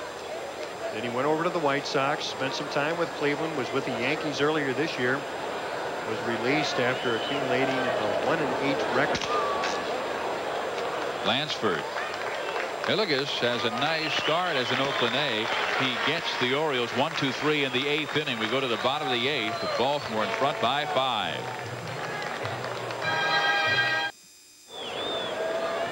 Bottom of the 8th inning, Bob Malacky working on a 3-hit shutout over the Oakland A's. Willie Wilson will lead things off. Will be followed by Mike Bordick and then Walt Weiss. The first pitch bounces in the dirt. Maybe, Jerry, this is Bob Malacky's time. You look at his career. He is 10-3 in the month of September and into October. He's hot tonight. Johnny Oates was saying he's a very streaky pitcher. When he goes through one of his downtimes, you just have to stick with him, because he just is likely to start a very promising streak the next time out. Malacky opened the season with 1 victory and an earned run average of 5.7 in his first 6 starts. Oates kept him in the rotation, and he responded. Pitched well on 4 of his next 5. Jeff Russell warming down in the Oakland A's bullpen. There's Johnny Oates. Willie Wilson takes it low. 3 balls, 1 strike. There is Jeff Russell, the Texas Ranger, fired in the Jose Canseco team last night about 7 o'clock.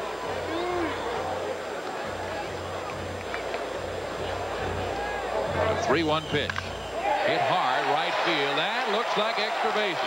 Wilson around first. He's heading to second. He will hold there with a double. John Saunders. Indians in the Angels, and California trying to come all the way back. It's easily at the plate. Out to Mark Whiten, coming up throwing. Gary DiSarcina coming in, and he bowls over Junior Ortiz. He's safe. California's now taking the lead. 7-6 in the 6th. Back to you. And John, we'll have a chance to see those California Angels this Friday against the Baltimore Orioles. Orioles trying to win tonight, keep pace with the Toronto Blue Jays in the American League East. If they win, they'll still be within a game and a half of front-running Toronto. And the Orioles pitching has been dynamite. They've not given up a run in 36 innings. And Milwaukee has given up a leadoff double to that man, Willie Wilson. Fastball high. Batter is Mike Bordick. This is going to be an interesting offseason. You take a look at a guy like Bordick, who's been so excellent for the A's. Who do they protect? Keep two new franchises picking away a guy like Mike Bordick. Listen, when you have as many free agents, potential free agents as the A's do, that decision could be made for them. That's a look at the Orioles bullpen. Pat Clemens, the left-hander, Todd Froworth, the right-hander, throwing, as Dick Bosman, the pitching coach, comes trotting out to the mound to see how Malaki's feeling. He fell behind Willie Wilson. Then he had to come in with a fastball with a 5-0 lead and challenge Wilson. Wilson drove it down in the right field corner.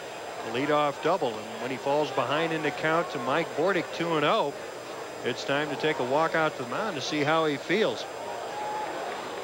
Last night, Mike Mussina, 8 innings, 8 strong innings. Greg Olson came in to finish this ball game off.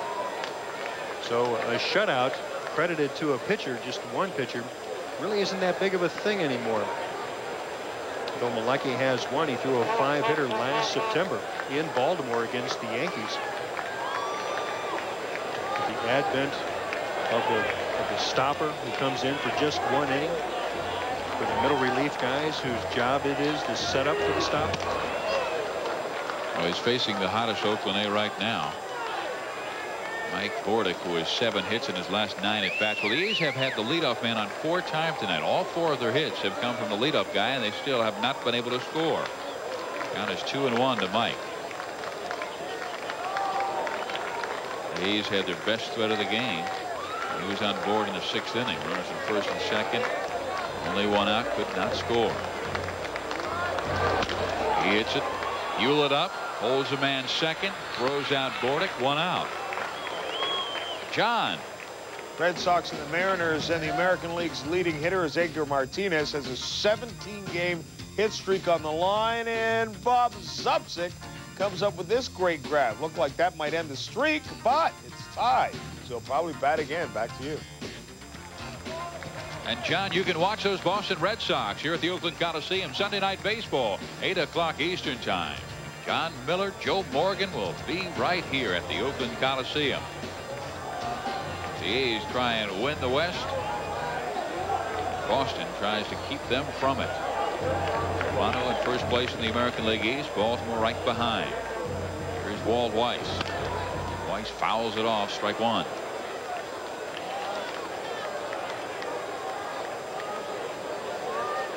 You know, twice Bosman has come out to talk to Malecki, and both times he's done so, Malecki has been a better pitcher. He's pitching more aggressive. Possibly one of the problems that he has, a habit that he gets into, is that he loses concentration. Well, Bosman probably puts him back on track, and he helps himself out. There's a chopper over the glove. Ripken up, throws out Walt Weiss. 2 outs, but moving to 3rd base, Willie Wilson. Well, that's what Johnny was saying. He said the key with Milwaukee is to just stop nibbling. Be aggressive, go after hitters. It goes after Weiss here. What set that pitch up so well was the fact that he got ahead of Walt Weiss and then come back with a pitch in the outside corner, and probably because Weiss was behind in the count, felt that this was an opportunity to swing, see what he could do to drive in that run. Well, he taps the ground ball to Ripken, and it turns into a routine out. Here's Ricky Henderson. He's been on base twice, singled in the 1st, hit by a pitch in the 6th inning, and he takes strike 1. The A's have their first man on 3rd base tonight, and that is Willie Wilson.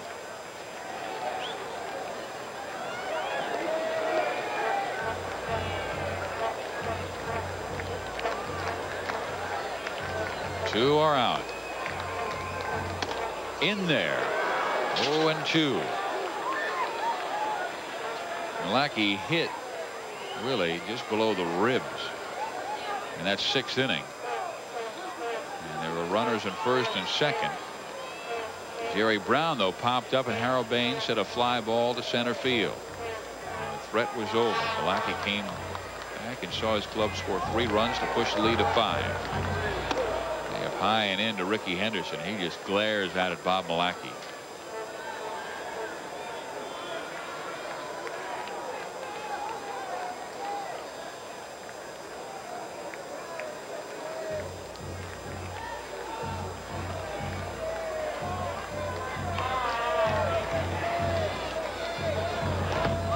It in the dirt.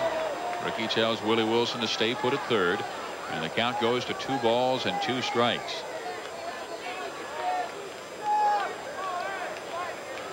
Ever see a pitcher just try to aim a pitch?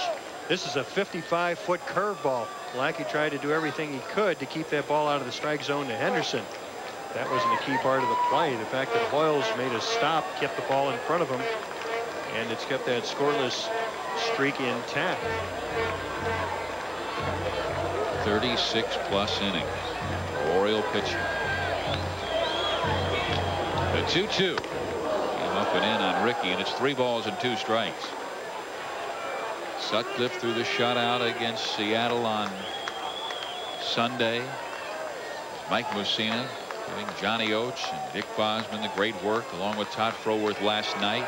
And tonight, Bob Milwaukee just acquired a starting pitcher from the San Diego Padres in Craig Lefferts. A little chopper. It is past the mound. Ripken, though, throws out Rickey Henderson, and another Oakland A threat is denied. The Oakland A's still have not scored after trading their star Jose Canseco. How about the Baltimore pitching on this road trip? They've been magnificent the last 3 games. Normally teams that are in the East have problems coming out on the West Coast, but that hasn't been the situation with the Baltimore Orioles. Excellent starting pitching, and as I said earlier, they've had great relief all season. They lead the American League in ERA for relief pitchers. And Bob Milwaukee really giving Johnny Oates a good problem, because they acquired Craig Lefferts yesterday, yet he gives them great work tonight. And now we will see the newest Oakland A, Jeff Russell. We have Bob Witt and Jeff Russell in the dugout. Now Russell comes out and throwing in his first game as an Oakland A. See, he has impressive numbers with the Texas Rangers, and this guy could be a very important part of the A's future. Eric Fox is in left field, in for Rickey Henderson. Brady Anderson leads things off. Russell with an excellent fastball. Good slider.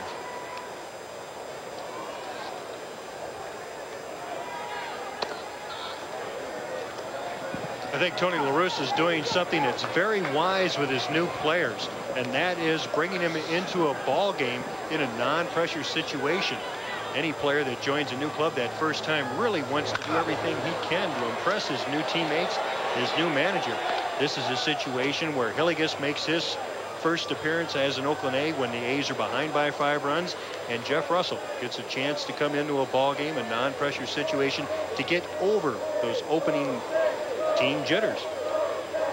Tell you what, he is a fella who has always been a cool customer. Brady Anderson lifts one in the air, left field. Paul Weiss wanders out, makes the catch, and there's 1 gone to start the 9th inning.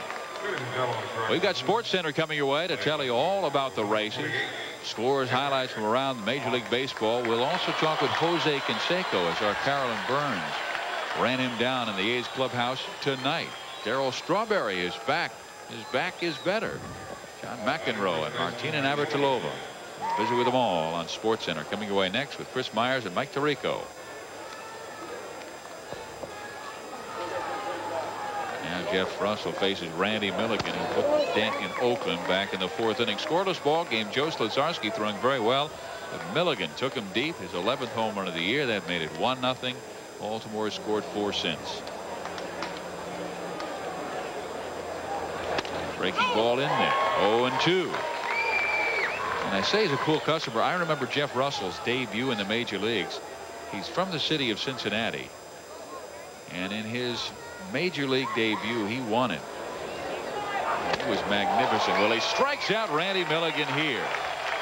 A nice opening as an Oakland A. Busts a 93-mile-an-hour fastball by Randy Milligan. And it had to seem at least that fast, or maybe even faster, because he started Milligan off with a couple of breaking pitches.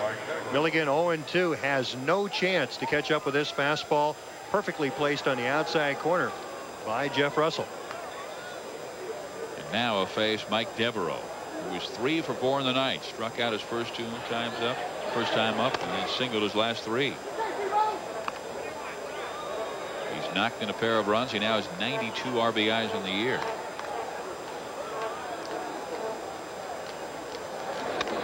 Swing, and a miss.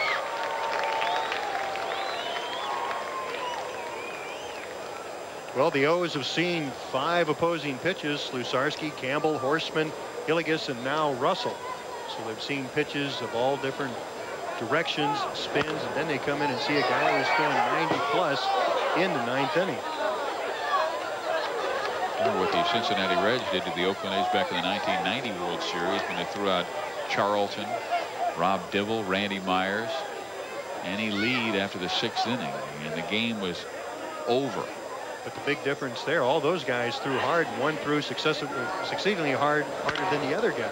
There's a ground ball up the middle, base hit center field. So a 2-out single by Devereaux. He has 4 hits in the night. Let's check in with John Saunders.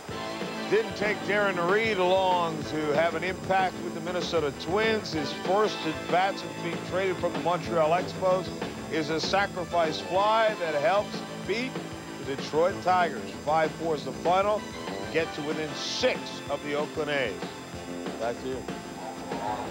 John, if the A's lose tonight, it would be 5.5. And how did you like that trade? They trade Bill Crewer, one of their starters. Yes, he had struggled in the month of August. Minnesota really is not yet pitching back. Maybe they feel that they had enough pitching to get themselves through, or actually over the hump, because they have been going back, and yet still be able to compete against the Oakland A's. We shall see. They have cut 2 games off their American League West lead. If the A's are unable to come back in the bottom of the 9th inning with at least 5 runs. Devereaux is at first base, 2 are out. And Jeff Russell with the 1-0 pitch to Glenn Davis. It's just high, 2-0. Devereaux, 4th time this year, he has had 4 hits in 1 game.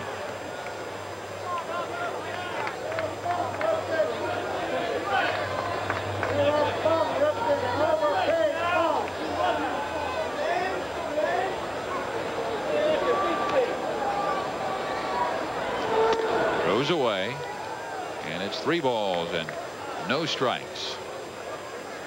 Davis tonight on base once. He's 0 for 3.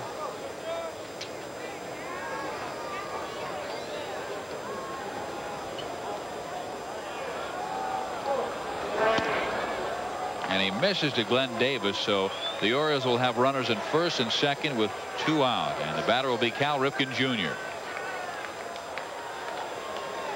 The Oakland faithful, those who remain a little uneasy right now because they expect instant dividends. They're well aware that Russell's one of the key players obtained for Canseco, and they want to see him do extremely well, justify that trade. And according to Jerry Royce, the key in the trade. Big man in the bullpen with Dennis Eckersley, with Honeycutt, Jeff Parrott. In there to Cal Ripken Jr. Strike 1. He has pitched well lately. He's allowed 2 runs in his last 9 appearances. And Cal Ripken knocked in a run in his last at bat. He is 1 for 4 in this night. Average right now at 248. You want to go away to Cal Ripken Jr. Russell pitches that way. Ripken goes that way to Carney Lansford.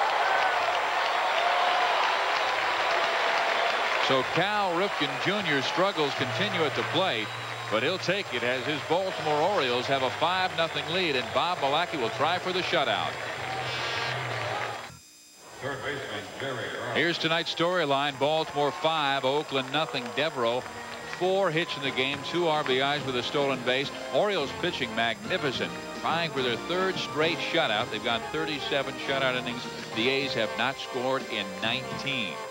And here is Malachi to work with Jerry Brown, Harold Baines, and then Jamie Quirk. Brown 0 for 3, struck out his first 2 times up. Bob Malachi throws low, and it is 2-0. One of Malachi's toughest losses was here at the Oakland Coliseum back in 1989. David Segui, the new first baseman, taking over for Randy Milligan, who had a nice night. Segui, very good defensive first baseman. 3 balls, no strikes. In that game, Jerry went 8 in the 3rd innings, had a 2-1 lead, left it, and Greg Olson came on. Greg walked 4 in a row, threw a wild pitch. Ricky Henderson single beat him. 3-2 the final score. And Olson, who was a tremendous pitcher in the '89 season, was one of the only times he failed, and Malachi lost the win. Well, he starts things off poorly here in the bottom of the 9th inning, walking Jerry Brown, the leadoff batter. Let's go to John Saunders. Red Sox and the Mariners, 8th inning. That's Greg Harris facing Tino Martinez, who pulls this one off the top of the plate and out of there for a home run to break the tie. 4-3 in the 9th. Back to Stephen Jerry. Johnny Oates with a long walk out to the mound as Bob Malachi has just walked his first man of tonight's game, and he's got a smile on his face. And it looks like Malachi, he has told Oates that he is spent. He is leaving the game. Pat Clements, the left-hander, will come on to face Harold Baines.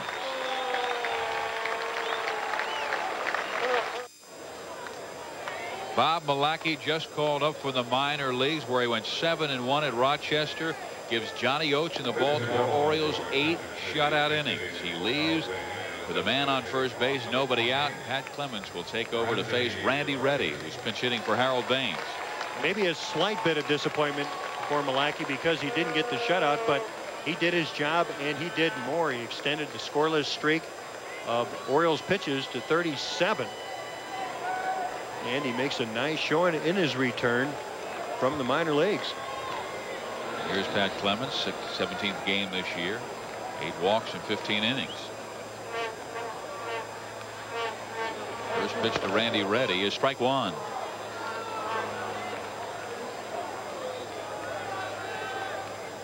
Toronto Blue Jays have won already tonight. 9-3 over the Chicago White Sox. The Minnesota Twins have beaten Detroit 5-4. Both games of importance to both these ball clubs tonight. Clemens with a slider trying to drop it in on Reddy, misses, and it is 1-1. What Randy has done this year, 3 home runs, one of them a grand slam.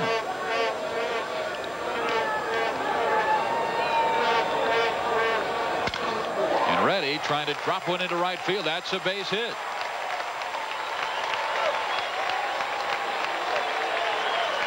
Well, SportsCenter is coming your way next on ESPN. Mike Tirico, Chris Myers will tell you all about the Major League Baseball pennant races, highlights, scores. They'll have all the details of the trade of Jose Canseco from these Oakland A's last night, including an interview with Carolyn Burns that he did before the ball game here at the Oakland clubhouse. Watch it all on ESPN SportsCenter. Here's Lance Blankenship. He will be pinch hitting for Jamie Quirk.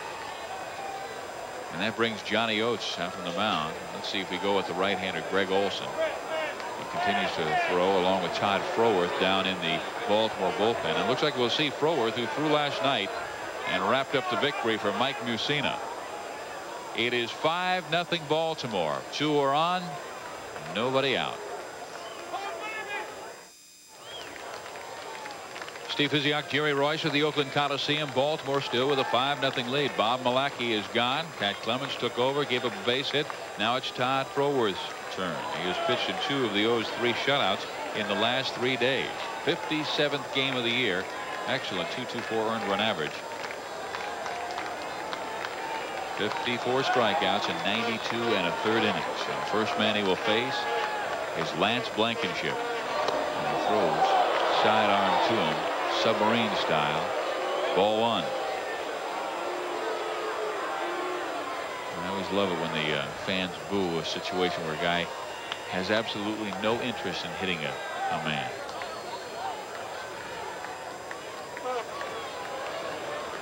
Thrower's job just to throw strikes. And he does. Strike 1. And with that submarine delivery, he hopes to throw a sinker and induce Blankenship to hit a ground ball. If he does that with his excellent Oriole defense, chances are good they can turn that double play.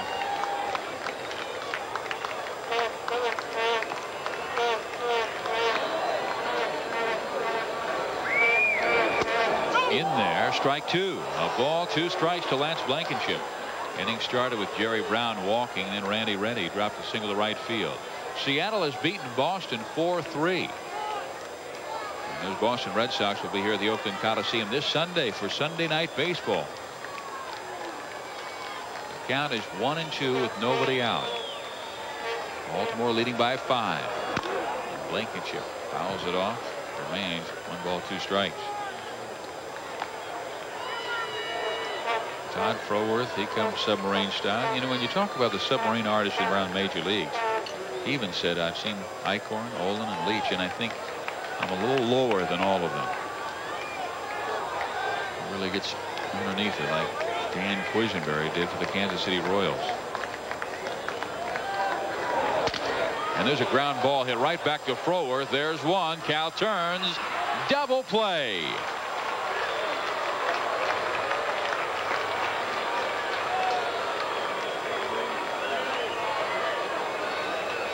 I'll tell you, Jerry, if you throw that way, you better be able to handle the bounces back up the middle. Well, he throws a good sinker. It jams Blankenship, but it's a nice play by Froworth. That ball wasn't hit quite as hard as he thought originally, but he stays with it. Uses a crow hop, fires to Ripken, covering the bag at second. The first out and on to first base for the double play. And here's Carney Lansford with 2 gone now, and Jerry Brown at third base.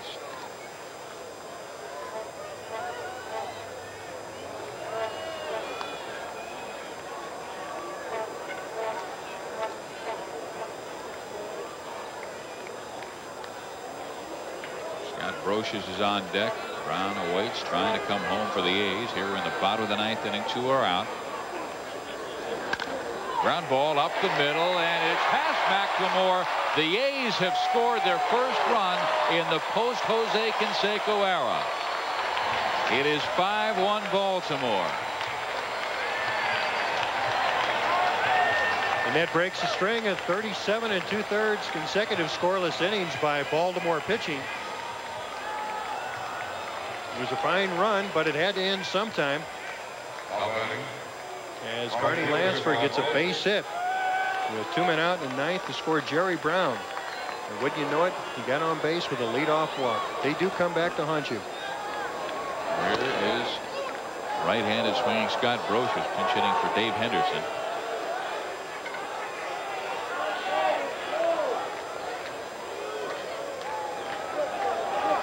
Comes on with Lansford at first base. Swing and a miss. No balls, 2 strikes. Brocious in his 3rd stint with the Oakland A's this year. Immediately following this ball game, we'll be sending you Sports Center way all the scores and highlights from around the major leagues. The 0-2. Chopper past Froworth. Ripken to first, and the game is over. And the Baltimore Orioles have taken game 2 of this 3-game series, 5-1 over the Oakland A's. Bob Milacki wins his 6th of the year. His record now 6-7. Joe Slazarski takes the loss. He's 5-5. The A's finally scored after 19 innings. 18 of them without Jose Canseco. The Orioles 37 2/3 innings of shutout baseball. And Baltimore wins tonight 5-1. Jerry Royce, I'm Steve Physiak. Stay tuned. Sports Center is next. Good night, everyone.